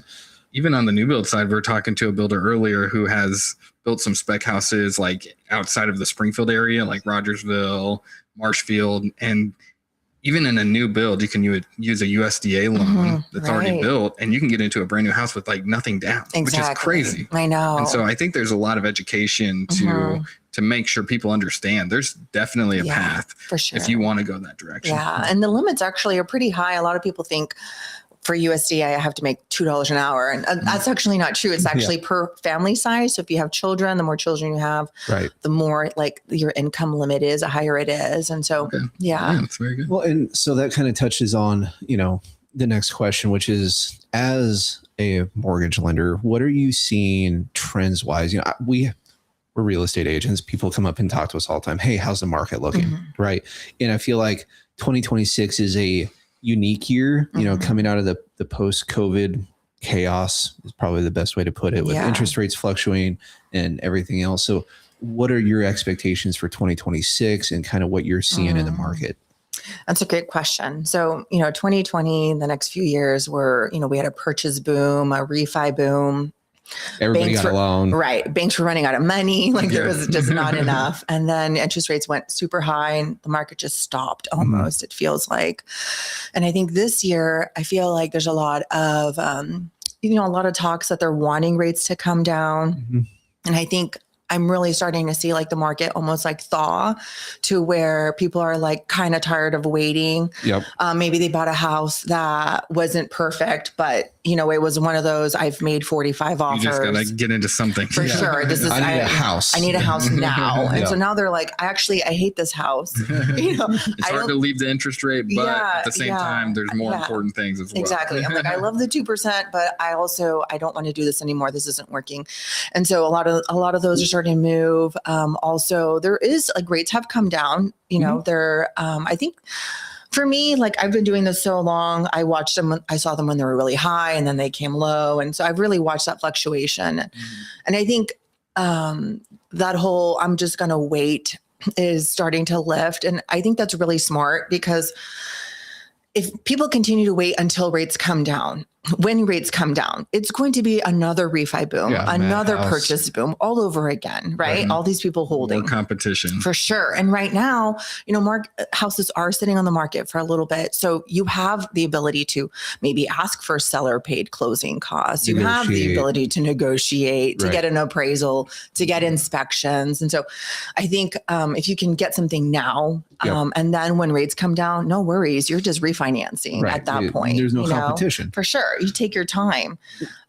Then I think that is like the smartest move. If we talk to people all the time about like, when you're dealing with those situations, the competition aspect, the negotiating aspect, right? Like it's the unfortunate thing is waiting. All they're doing is they're putting off equity, right? And looking at people who have purchased over the last couple of years, dealing with equity. I see so many people who have a lot of money in their home, not because they bought the perfect home at the perfect time, but because they bought a home at the right time, right? So just the limitless potential that they might be missing out on and all that. And I like the way you put that you're seeing it thaw. For us, the way I commonly phrase it is you have people who have to move and those who want to move. Right. In the last couple of years, it's been most of the people making real estate decisions have been in camp A. And for the first time in a couple of years, it seems like that's swinging a little bit. People are excited about the opportunity to buy a new home. Right. And so just in our local community, seeing this gentle swing start to happen, especially tied in with a weekend like this, with a parade, now is the time to go out, get ideas, get excited, see what the market has to offer, and then get connected with professionals who are taking the time to actually be involved, right? Yeah, that's the great thing about the parade is you don't know who you're running into. Every single house has different vendors and professionals at the house. And so if you have any questions, then they're right there to talk to you. It's organic, it's normal. We're all just people, and so we have had just an amazing experience being involved with the HBA, getting involved with the parade, all the different sponsors and vendors we talked to today. For us in the real estate industry, if somebody's looking to build or buy, sometimes they'll come to the agent or the builder and they say, hey, I want to do this. But without really understanding the budget or what the financing is going to look like, it's really hard to make the first step. So if somebody's in that position, what's a good way for them to get connected with you and talk through that process? I definitely, how it's always, I feel like it's always kind of done backwards. Like I go find the home and then I'm like, can I buy this home? And I think doing it let's talk numbers. What am I comfortable with? Like, I don't believe in being house poor. I think that's the worst thing you can do, especially when you're young. I feel like we were talking about if, a lot of people move to Missouri or Springfield for school. And if they can buy a home during college, then we can retain that, and I know MSU is doing great things right now with recruiting football players. We were just talking to the head coach with the Rotary this week, and it's really fun to see that we're out there reaching. We're out there in every nick and cranny of Missouri trying to get the best of the best, you know, and retaining them. But also learning that, okay, what am I comfortable with? What is the best route to do this? Should I pay off some of this debt? Should I save up more money? What is a good game plan? And I think looking at the whole picture, I really say like, you really need to be as a lender all in one, where I'm like, part your financial advisor, part your counselor, part your best friend, part your mom telling you don't do this. You know? But don't open that credit card. Yeah. And learning to like really put yourself in a budget. I used to say all the time, I wish they taught this in school, and we don't teach this in school. And so I really do put myself out there. I will offer, like when a client comes in there, we will work on a budget together. I will be your accountability partner, whatever is needed, you know, and sometimes we all need that, right? Like sometimes we hire a coach, a fitness trainer, because I know how to do a squat, but it's different when someone's standing there watching me do it. Yeah. And so I love doing that. I love being a part of that. I love being a part of people's stories. And, you know, once they close on a home and we're not talking every day, like I miss them. I genuinely miss them. You know, I just want to call and be like, what are you doing? Well, we see it all the time where it's like people, especially with like first time home buyers, younger generation, they're so nervous about all of this. And they wait until the last minute to have a conversation with either of our industries. You know, I've had conversations with first time home buyers and I'm like, okay, how soon do you need to have a home purchase by? And they're like, my lease ends in 35 days. And I'm like, oh, okay. Yeah. 5 days. Having these education conversations earlier, like you said, building a budget, coaching them through the process. How do you prepare yourself for this? The further out you have those conversations, the more flexibility and the more happiness that you're going to have in all of this, right? And just the fact that there's a lot of people that feel like if they talk to a lender, they're going to get just a yes or a no. And you're really like a coach to them. You're saying, here's where we're at. Here's how you can get where you want to be. Here's some steps to take. It's not like you're just going to pass or fail them and move on. Yeah. You know? I don't like I never say no. I say maybe not right now. And let's put together a good game plan to get you there. I have yet to see someone that was too far gone. You know, when no one is too far gone. I mean, in life, we get second and third chances all the time. And I think especially, you know, when you're young and you're learning things and I went from like, you know, I grew up struggling and then I finally made really good money. And then you know, what happens when you make good money? You like have fun and you waste it all and you don't make good decisions because I didn't have that modeled. Right. And so I know that a lot of people don't have that modeled and it's okay, you know. And have someone walk you through that. For sure. Yeah, we're not there to critique or judge. We're here to say, okay, you have a dream. How do we make it happen? Exactly. Right? Just like life happens, like a divorce happens, or, you know, you have kids maybe unexpectedly. Now you're shifting and you're pivoting. And I think life is full of pivots. And I'm there as to be like, let's pivot and let's get you there. And even if I know how many people I've helped just in life, and then they realized, you know what, actually, I'm going to wait a year and I'm going to put myself in a better situation. Right. And then they wait a year and then they come back and now we're ready. And, you know, it's the right move. Built the relationship. They know who they're talking to when they're ready, you know, and just taking the time. You know, our world is so fast these days. It's like, just patience, you know, slow down a little bit, have a conversation. It will be okay. Right. And we see that all the time with our clients. Katie, thanks so much for joining us. Could you share a good like website or something to go to get connected with you? Yes. They can find me on OMB's website, which is ombbank.com. And then my phone number is 417-655-4650. Okay. Yeah. Perfect. Wonderful. Thank you so much, Katie. We really do appreciate it. Thank you. We'll tune in with the next one.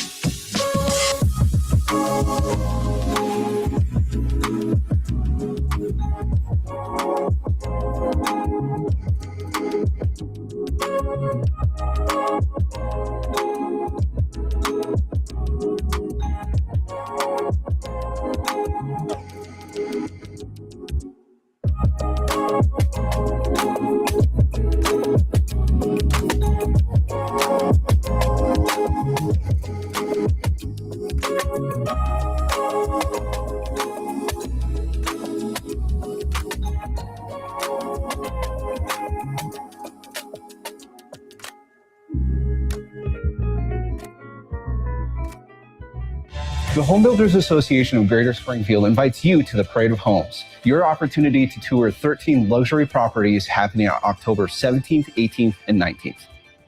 From cozy retreats at affordable prices to luxury estates at premier market value, there's something for everyone.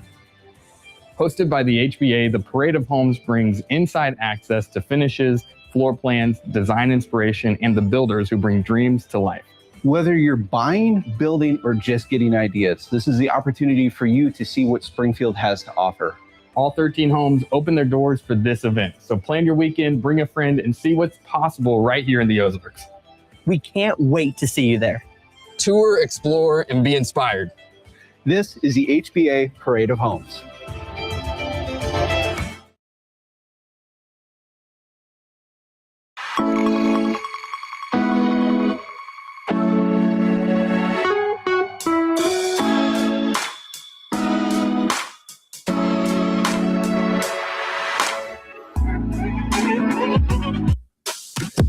Welcome back. For this segment, we are here with Tracy Dawson from the showroom at Harry Cooper Supply. Tracy, can you tell us a little bit about who Harry Cooper is for our audience tuning in today? Sure. We are a beautiful showroom, and in the showroom, I'll focus more on that. We are a supplier for plumbing and lighting and a professional series appliances. We work with a lot of electricians, plumbers, builders, contractors, designers, and just walk-in customers looking for small items for their own home. I've been in your showroom, and I will say for all of you out there, it is absolutely gorgeous. I mean, every inch of that place is intentional. The design is there. It really feels organic. Your staff has obviously been just immensely wonderful to work with. So how did you kind of get involved with Harry Cooper, Tracy? My degree and background was in interior design with some construction background, and and then next thing you know, you're selling toilets. So, I love it. Actually, it's always it's got a lot of fun. I work, it's not so much what you sell; it's more of the network of who you're working with. Right, and 100%. so as much as it is sales, it's project management. It's working with people that you've built relationships with. It's designers. It's even customers. I've got customers that I've known for years and years and years that when they need something, they call. And so you just kind of, you find your way, but I work with people. We just had a guy that retired after 48 years. So longevity is there. The company's it's a family owned business, fourth generation, over 100 years. That is amazing. It's amazing. It's a nice, unique opportunity for our city. Yeah. Harry Cooper is also just a staple when it comes to the industry. I mean, you guys are kind of the go-to when it comes to anything professional on that level. So, well, and you're touching on so much of what we've been trying to emphasize today, right? I mean, family owned, multi-generational, involved in the Springfield community. You're obviously an institutional company when it comes to providing vendors and homeowners solutions. Those are all of the things that we're trying to really kind of put as a prominent face for the Parade of 2026. This is an opportunity for our community to get involved with our industry and kind of just learn, gather ideas, but also just meet normal people who are, helping people with solutions every day, right? Oh, I need this problem solved. Who do I call? The HBA has done such a concentrated effort of, as Kristen mentioned earlier, just, providing categories or like a Rolodex to where you don't have to go out to Google and shop reviews and those sorts of things. You can go to the HBA.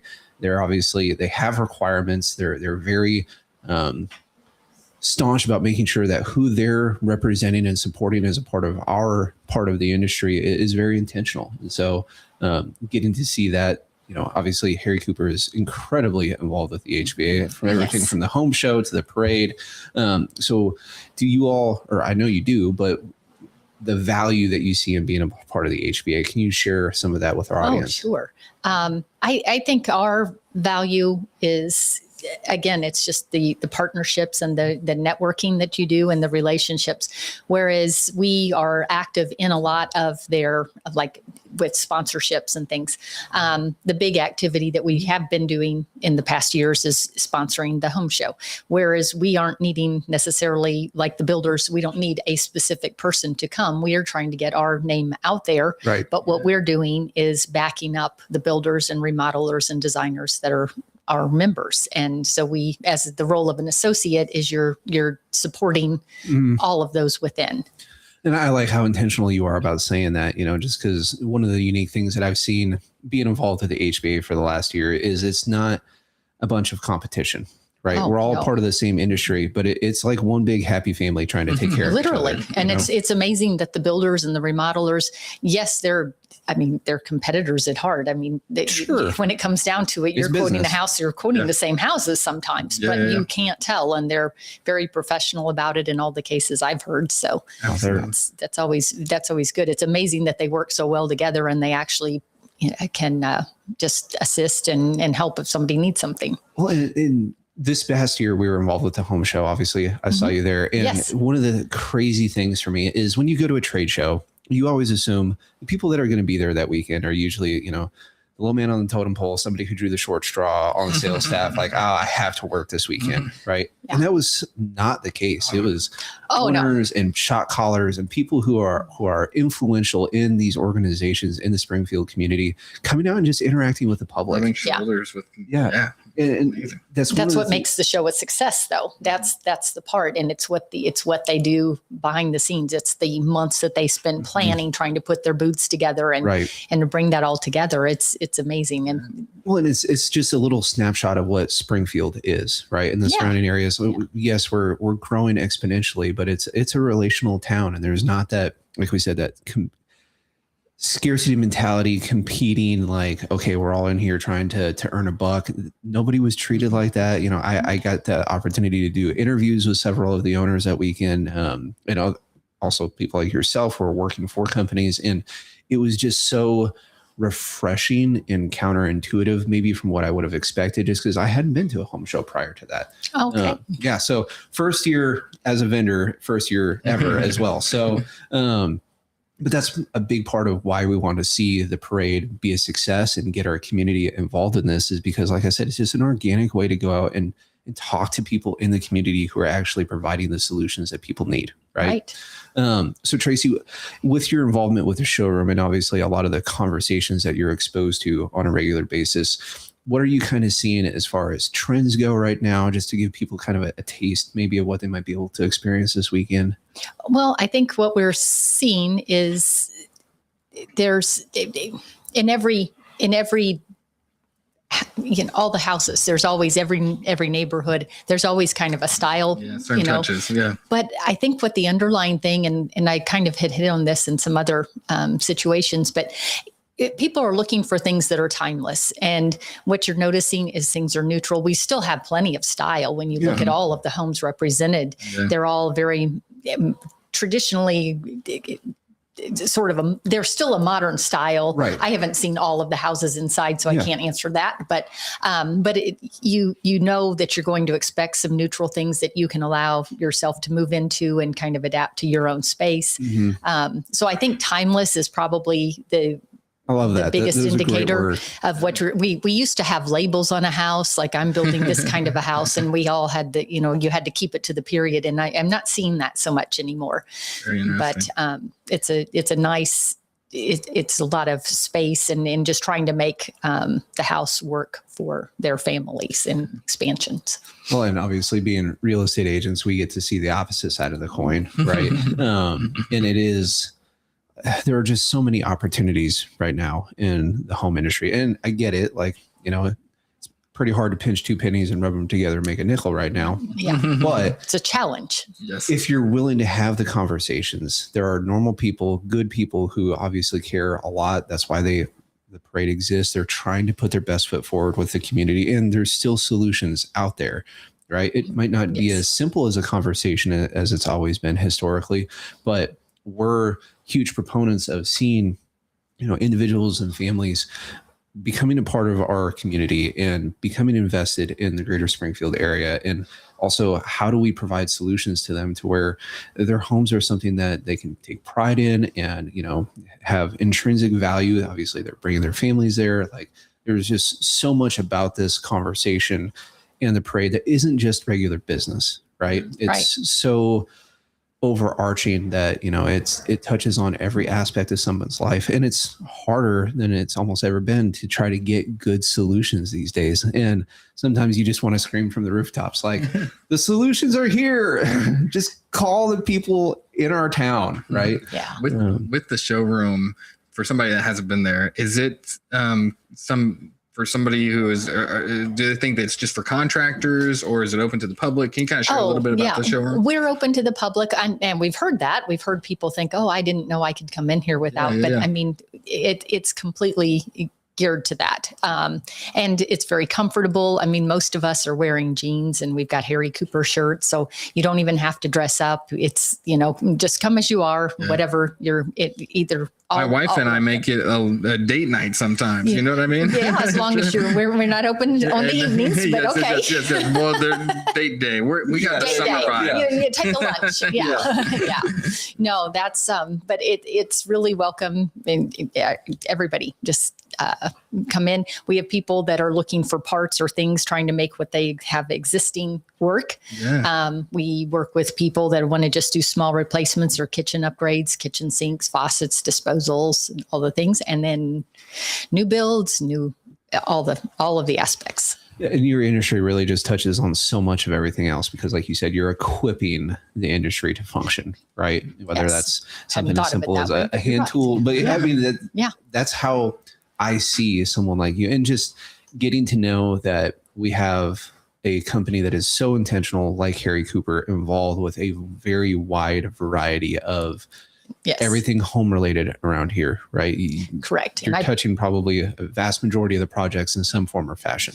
And I probably should have said too, as far as I'm just kind of geared towards the showroom because that's what I do. But as far as we have waterworks, so we're putting in infrastructure with new subdivisions, and they don't even want me talking about that stuff. But culverts and all that. So we have all the divisions. So there's so much behind the scenes, that we do offer and supply. So it goes far beyond what I'm talking about. And the nice thing is that the natural boiling point of that is, when someone comes in and talks to you about their plans, all the things that are happening. Yes, right. And if we can't help them, somebody else can. Right. And you've got the solutions for it. Well, Tracy, we have really appreciated, obviously, you being here today. Thank you so much. And thank you to Harry Cooper for being a part of the parade for 2026. For those of you who are out and about this weekend, I highly encourage you, if you see Tracy or someone else from their staff happen to pop in, one of the volunteers, just say hi, get to know them. They're really wonderful people. You will absolutely be glad that you did. So thanks. Thank you so much, Tracy. What is the best way for people to reach you? Our by phone, our showroom. You can call us 417-865-3290 is our main line. If you know your person, you can kind of hit names and get to us. But our website is harrycoopershowroom.com or harrycoopersupply.com. So awesome. Well, thank you, Tracy. All right. Thank you.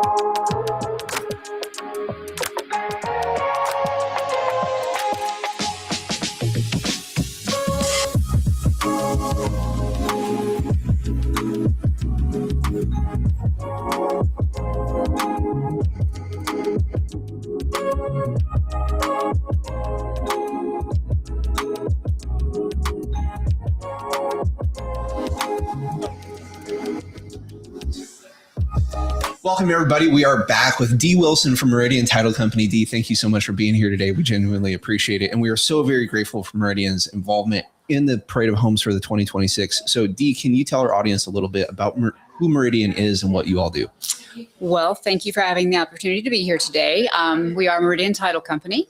It was actually opened in 1999. Okay. Jeremy and Emily Bertram bought it in August of 2018. Okay. We had one little location here in Springfield, and we now are currently in 4 states and have 62 offices. Wow. It's been incredible to watch as you guys have grown. It's been like, boom. Yeah. We were, during COVID, it was absolutely insane at our office. But I'm going on 7 years with the company. Okay. So I've seen this whole growth. Like I said, it was one little bitty office, and we were opening so fast, I didn't know how many we had each week. Heads are spinning. Oh, you work with us? Cool. Okay. Yeah. Where are you at? Okay. Yeah. Exactly. One thing that has been really cool about Meridian, though, is if, say, you have a client closing in Joplin and the seller or buyers in Springfield, the one person can sign in Springfield, the other in Joplin, and it's seamless because you're all just part of the same. That is due to our really software that we use, which is Qualia. Yeah. And I actually just had some people that we worked up the file in Springfield, but one of the parties signed in Joplin and one of the parties signed in Monette. Yeah. Hey, there you go. And as we know, when it comes to real estate, like you need to provide solutions, not problems. Correct. Right? Yeah, there's a lot of problems to solve, as you well know in real estate. Yes, it does happen, unfortunately. Yes. So, Dee, can you tell us a little bit just about Meridian's involvement with the HBA and obviously seeing the value of that? Well, I got involved with the HBA 7 years ago when I started with Meridian and had been on committees, and then my role kind of changed. So that's when I kind of lured Garrett in. Yep. But it's definitely great to be a part of HBA. We try and connect with builders, how we can support them, the contractors. It's just a great organization to be a part of. I've been kind of calling it the one big happy family, right? Just because there's 350 plus members, right? Right. It's grown a lot. It is, but it's being a real estate agent, we're involved in a lot of different networking things, and the community that the HBA has and the mission are just so easily involved, so easy to get involved in, right? But then it's so easily to stand behind, because how often do you have a networking representation, committee thing like the HBA where all the members are invested, they want to provide solutions. We're trying to take care of our community, to be advocates for our industry. And like I said, just one big happy family. It's really everybody gives a lending hand. I mean, this house right here is a great representation. Oh yeah. You know what I mean? Absolutely. There's multiple 30, different 40 contractors partners. working together to make it happen. It's great. So. Well, when you think about the people that come to us and say, hey, who do you know that does this? Who does siding? Who does this? Well, and of course I get out my lovely little book, or I direct them to the HBA website. Yeah. Because, I mean, they're going to be accredited by being a member. So it's your Rolodex of all the people you need to know, right? Absolutely. So you mentioned kind of obviously Meridian's involvement with working with builders and contractors and obviously agents and closings. But for those who might not know much about what a title company does in those nuances, can you share a little bit just kind of behind the scenes and what that looks like? Yes, so we do residential, commercial closings. We do 1031 exchanges, construction disbursement, any kind of educational classes that a realtor might want. We try and come up with some programs to provide for the builders as well. Awesome. One thing that's been cool about Meridian is just like what we said earlier, real estate has all different kinds of problems that you have to find solution to. And Meridian is always the first ones to say, all right, here's an issue no matter where it's at in the process, we're going to find the solution. Correct. And we're going to make it happen. And they do that countless times over and over and over again. We don't like to say no. That's why we have a number of underwriters. So if this underwriter says, sorry, we're not going to allow that, then you go to the next underwriter and try and get everything approved. But, it might be a little bit of a delay, but I've always said if your clients realized how many people touched and looked at a file behind the scenes, they have no idea. And then maybe the fires that was going on behind the scenes, that they come to the closing table and everything's just fantastic. And that's when we do our jobs well, that is the way that it should work. That's how it should be. We're all crawling to the closing table and then sweating. 99% of the time when it doesn't go that way, and we got to figure it out. Yeah, then there are those that happen, and unfortunately, but you still try and resolve it, and everybody peacefully walks away. Well, you have people on staff that are literally just problem solvers, Correct. Like Louis or some of those people that are just like, hey, here's an issue we have, let's figure it out. Right. And it's like the marketing team, we may not know the answer right then and there, but we have the sources to go back to. Our two of our guys that work in the title department, Randy actually used to be the owner of Meridian. He is such a wealth of knowledge. He's trying to retire, and we're telling him, no, he can take a month vacation, but no, because nails foot to the floor. I take him to Title 101 classes with me, and the knowledge the man has is just amazing. Yeah. So you're talking about a lot of problem solving. What is one probably a misunderstanding or something that people bring to the table when it comes to the title company and their involvement in your process? Well, if we refer it to builders, we're always accused of holding their funds, not releasing their checks to them. And, it's a process between us and the bank, making sure invoices match the draw that's been submitted. We take care of getting the W-9s, the lien waivers, all of the important paperwork. And it's a process. I mean, you don't just walk in and here's a check. Here's this, and here's your check. Yeah. The bank has to have certain information, certain things done before it comes back to us. Then we have to go through, match all the invoices and cut the checks, and it has to balance. Well, and the accountability there, right? Just because, something that's been a recurring theme today is, the general public doesn't know a lot about what goes into building a home anymore, Correct. right? You're talking about draws and invoices and the financial side, and then there's the legality side of transferring, ownership and title. And, there's just so many nuances that play into that minutia. And part of what we like to see with the HBA is the education standing from the front, the taking the time to connect our industry with our community, and also saying that, like, hey, this is complicated. Here are the people that you can trust, right? You don't need to question it. We've vetted them. We have standards, right? Just because in every industry, it's if you have a low threshold of entry, right, and it's easy for people to get into it, then what happens? What accountability is there to make sure that things are happening legally? Like you said, it's not as simple as, okay, here's my receipt from Lowe's. Right. I need a check now, right? No, not that easy. We got to dot some I's, cross some T's, right? Right. Especially with all the fraud that goes on nowadays. We really have to be on top of that. Yeah. There's some really sneaky people out there, and unfortunately. FinCEN and everything else, that the general public doesn't have to deal with on a daily basis, Correct. So for someone who is obviously probably looking more on the build side, what would you recommend kind of as a coaching moment year out? How can they prepare to set themselves up for success from your point of view?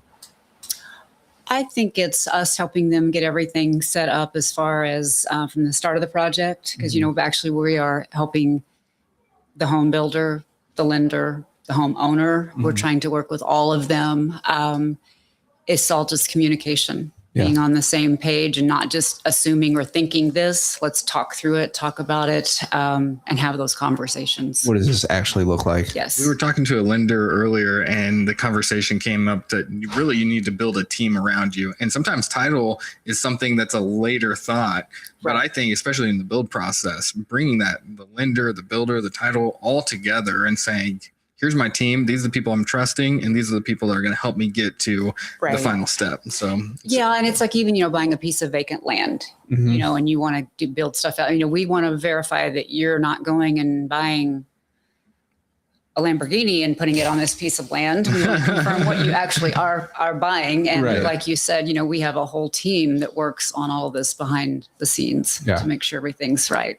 Well, and just again, we want our community to trust that, we have their best intentions at heart. And that's why these rules and regulations are in place, is to help ensure that happens. So that way, home ownership is something that our community can continue to enjoy, thrive, and prosper in. So Dee, for our audience today, anyone who is thinking, hey, I might have a title question, what would be the best way for them to reach out to Meridian and get in touch with you all? We have a really easy website. It is mtc.llc.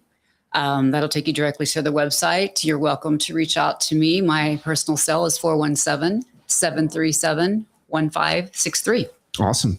Well, thank you so much for being here today, Dee. We really appreciate it very appreciate much. your time. Questions? Nope, I'm on. Okay, awesome. Well, for all of you out there, hopefully if you see Dee or anyone from the Meridian staff this weekend at the parade, please take the time to say hi, introduce yourself. You won't regret it. So thank you so much. Thank you.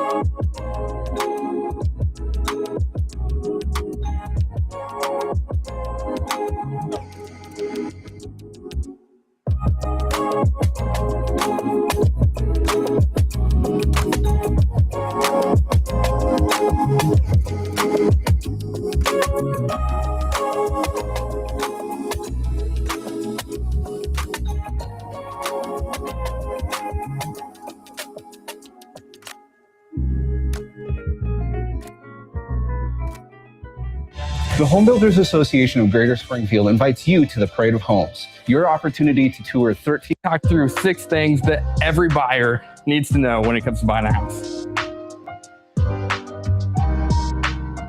All right, so the very first thing that you need to do when you're starting your home search is you've got to have the right group of people around you. You need your team. This is a big investment. This is something that you need to take very seriously, and the people around you need to be taking it seriously as well. So first start with an agent.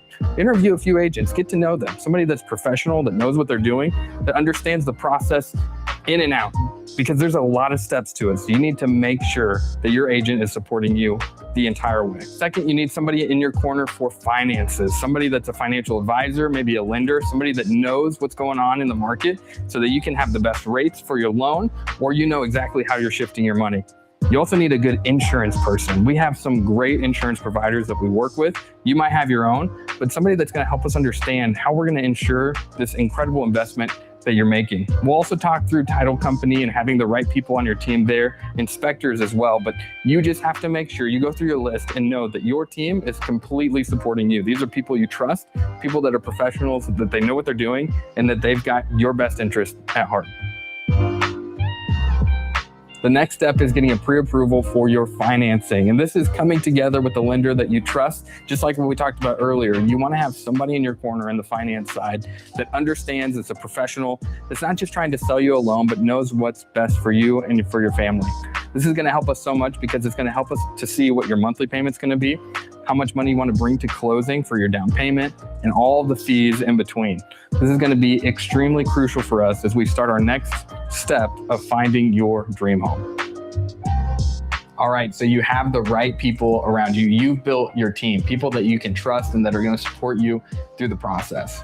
You've also gotten pre-approved. You gave them all your documents. You told them everything about your whole life, and they gave you a little piece of paper that said you're approved to this amount. That's where the fun begins. That's where we start our home search. You're going to sit down with an agent and talk to them about all the different things that you want in a house. You're going to talk about bedrooms and bathrooms, location, the style of the home, the condition that you're wanting. Maybe you want a brand new home. Maybe you want a little bit older home with character. Maybe you want to fix her up, or all these different things. And what we're going to do is you're going to put it all together and we're going to start your home search. That means getting into houses, walking through them, getting an idea of the location, talking about where your kids are going to go to school, talking about how far you are from work.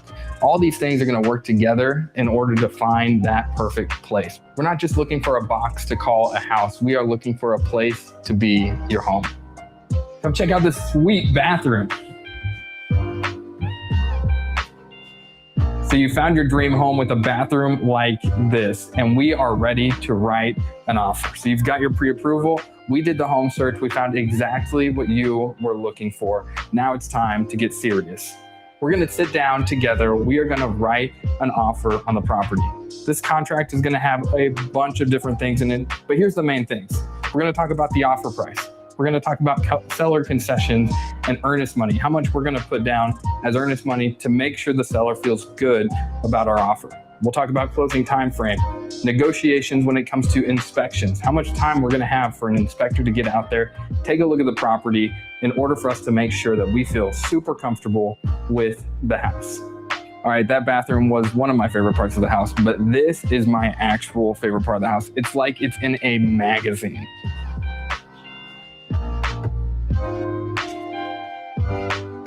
All right, so we just talked about how you found the right home, you put an offer in. Congratulations, the seller has accepted. That means we are in our due diligence period. The house is under contract. They have accepted the terms, and it's on us to make sure that you feel comfortable about your purchase. So here's what's gonna happen. We're gonna have in the first 10 or 15 days, an inspector walk through the entire house. They're gonna go under the house. They're gonna go in the attic, on the roof, throughout the entire place to make sure that we are comfortable with the condition that the home is in. If they find something, then we have the opportunity to negotiate. Maybe there's something that's too big. We were like, hey, if we don't have this fixed, we're gonna walk away. That's fine.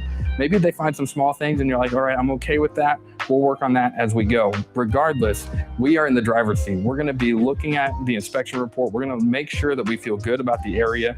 And if we have some issues that pop up, this is the time for us to negotiate and make sure that you are in the best place possible when it comes to getting to the closing table. So we got through due diligence phase and we've looked at the inspection. We feel good about certain things. We've negotiated here and there. We've got our financing contingency resolved. We found insurance for the home. We feel good about everything. And we are getting to the closing table. For most agents, this is where the relationship ends. On the day of closing, we're gonna meet at the title company. You're gonna bring your driver's license, your cashier's check with the funds, and then your lender is gonna send in the rest of the funds for the loan. This is where you officially sign and the home gets transferred into your name. It's a huge celebration. Congrats, you made it to the finish line. That's where I said earlier, most agents' relationships end, but not for us. We're gonna stay in contact. We're gonna make sure that everything is going smoothly with your home. If you have any questions, we are here for you. And beyond that, we're a resource for you. If you need somebody that's gonna work on an HVAC or if you need something done with your home, we'd love to be there with you to walk through every step of the way. All right, those are the 6 steps to buying a home. If you would like more information or if you're interested in buying a home yourself, reach out to me or my team at Elevate Real Estate Group. For more real estate tips, go ahead and hit that subscribe button and we'll see you next time.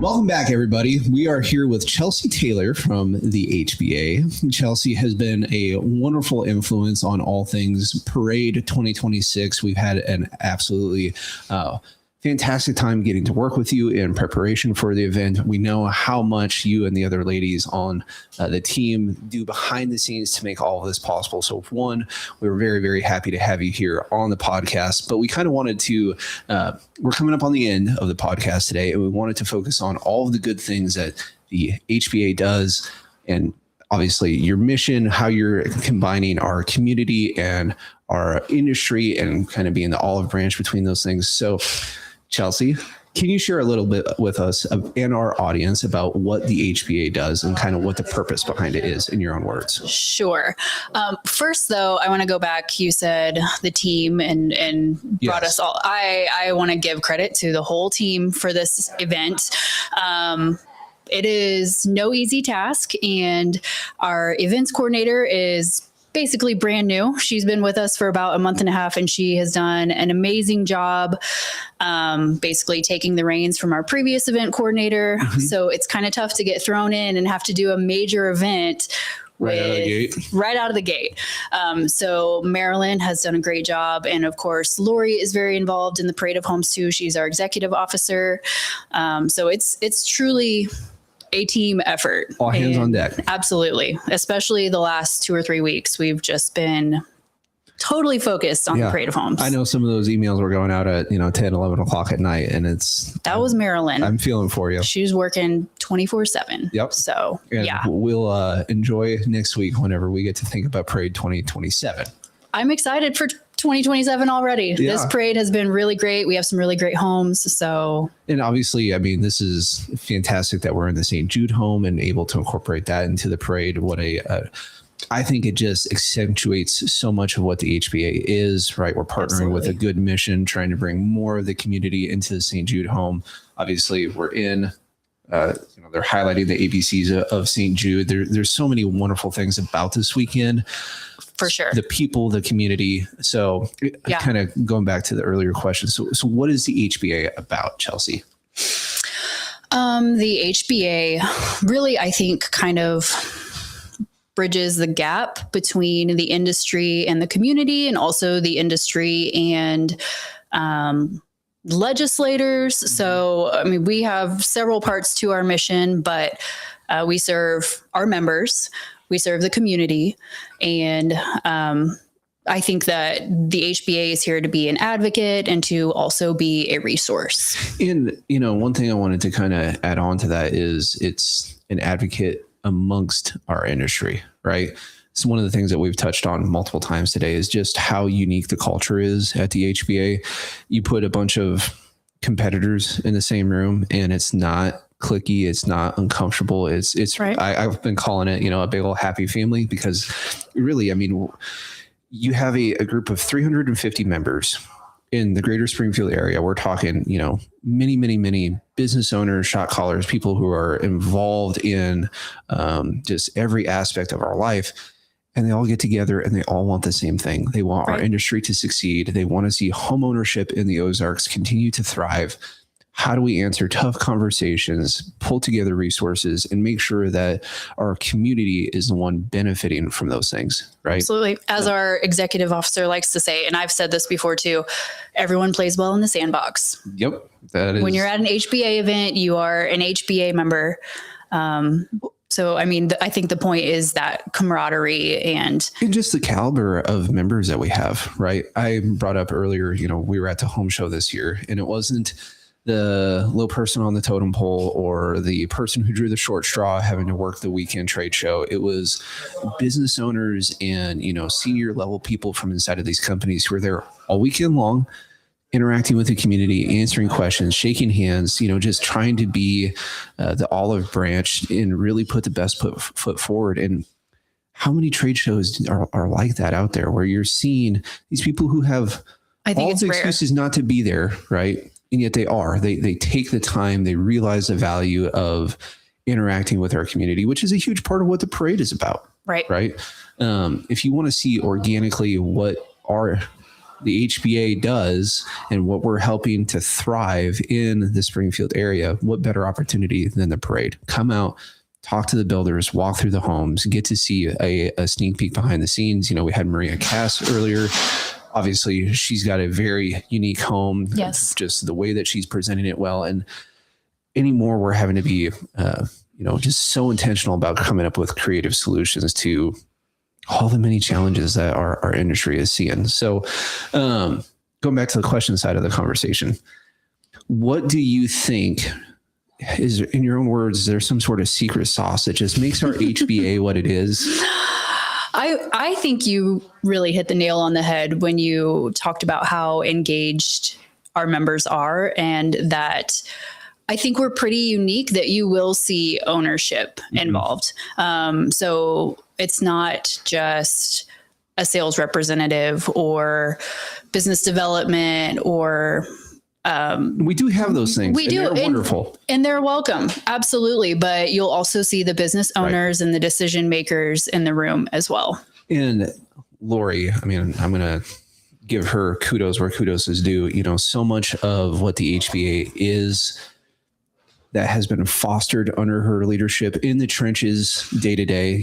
As somebody who joined the organization in the last year, I'm involved in a lot of networking things, and I tell everyone all the time, I'm like, the HBA is it, right? Yeah. Because it's like, it is a top down culture. Right. And I know that Lori has been very intentional, not just with the culture side of it, but also with you and the other members on the team, right? Like how well all of you work together. And as we've been preparing for the parade, I know that there are texts and emails and phone calls going out, and you're calling this person, trying to figure out information from this person, and okay, I'm trying to reach this person. It's like herding cats. Yeah. And there's a lot of chaos that goes into this. For sure.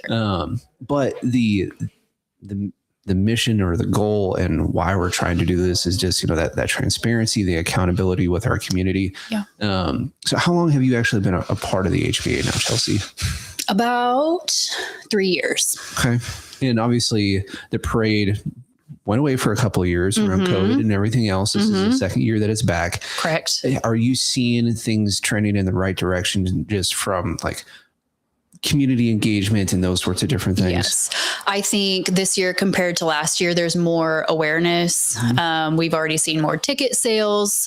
So, and I don't think that that's a knock on last year's parade. No. I just think it takes time to grow and to get the word out. Not for sure.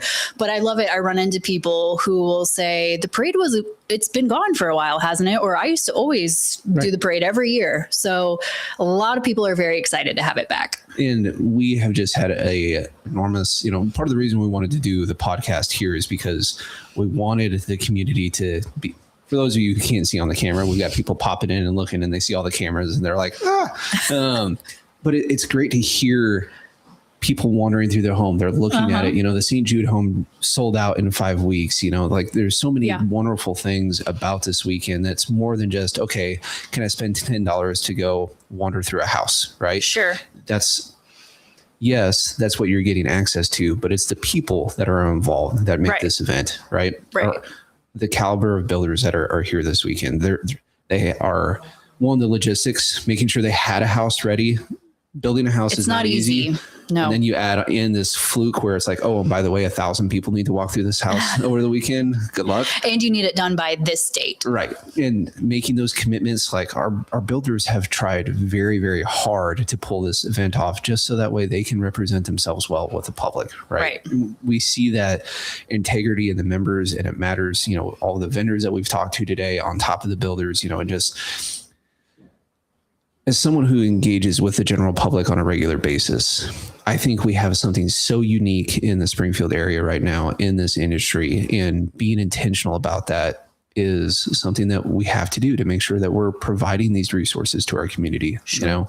I'm very, very happy to say that I'm not the lone voice in the room talking about that, right? It's resonating with everybody. Right. So how long has the HBA actually been around in Springfield?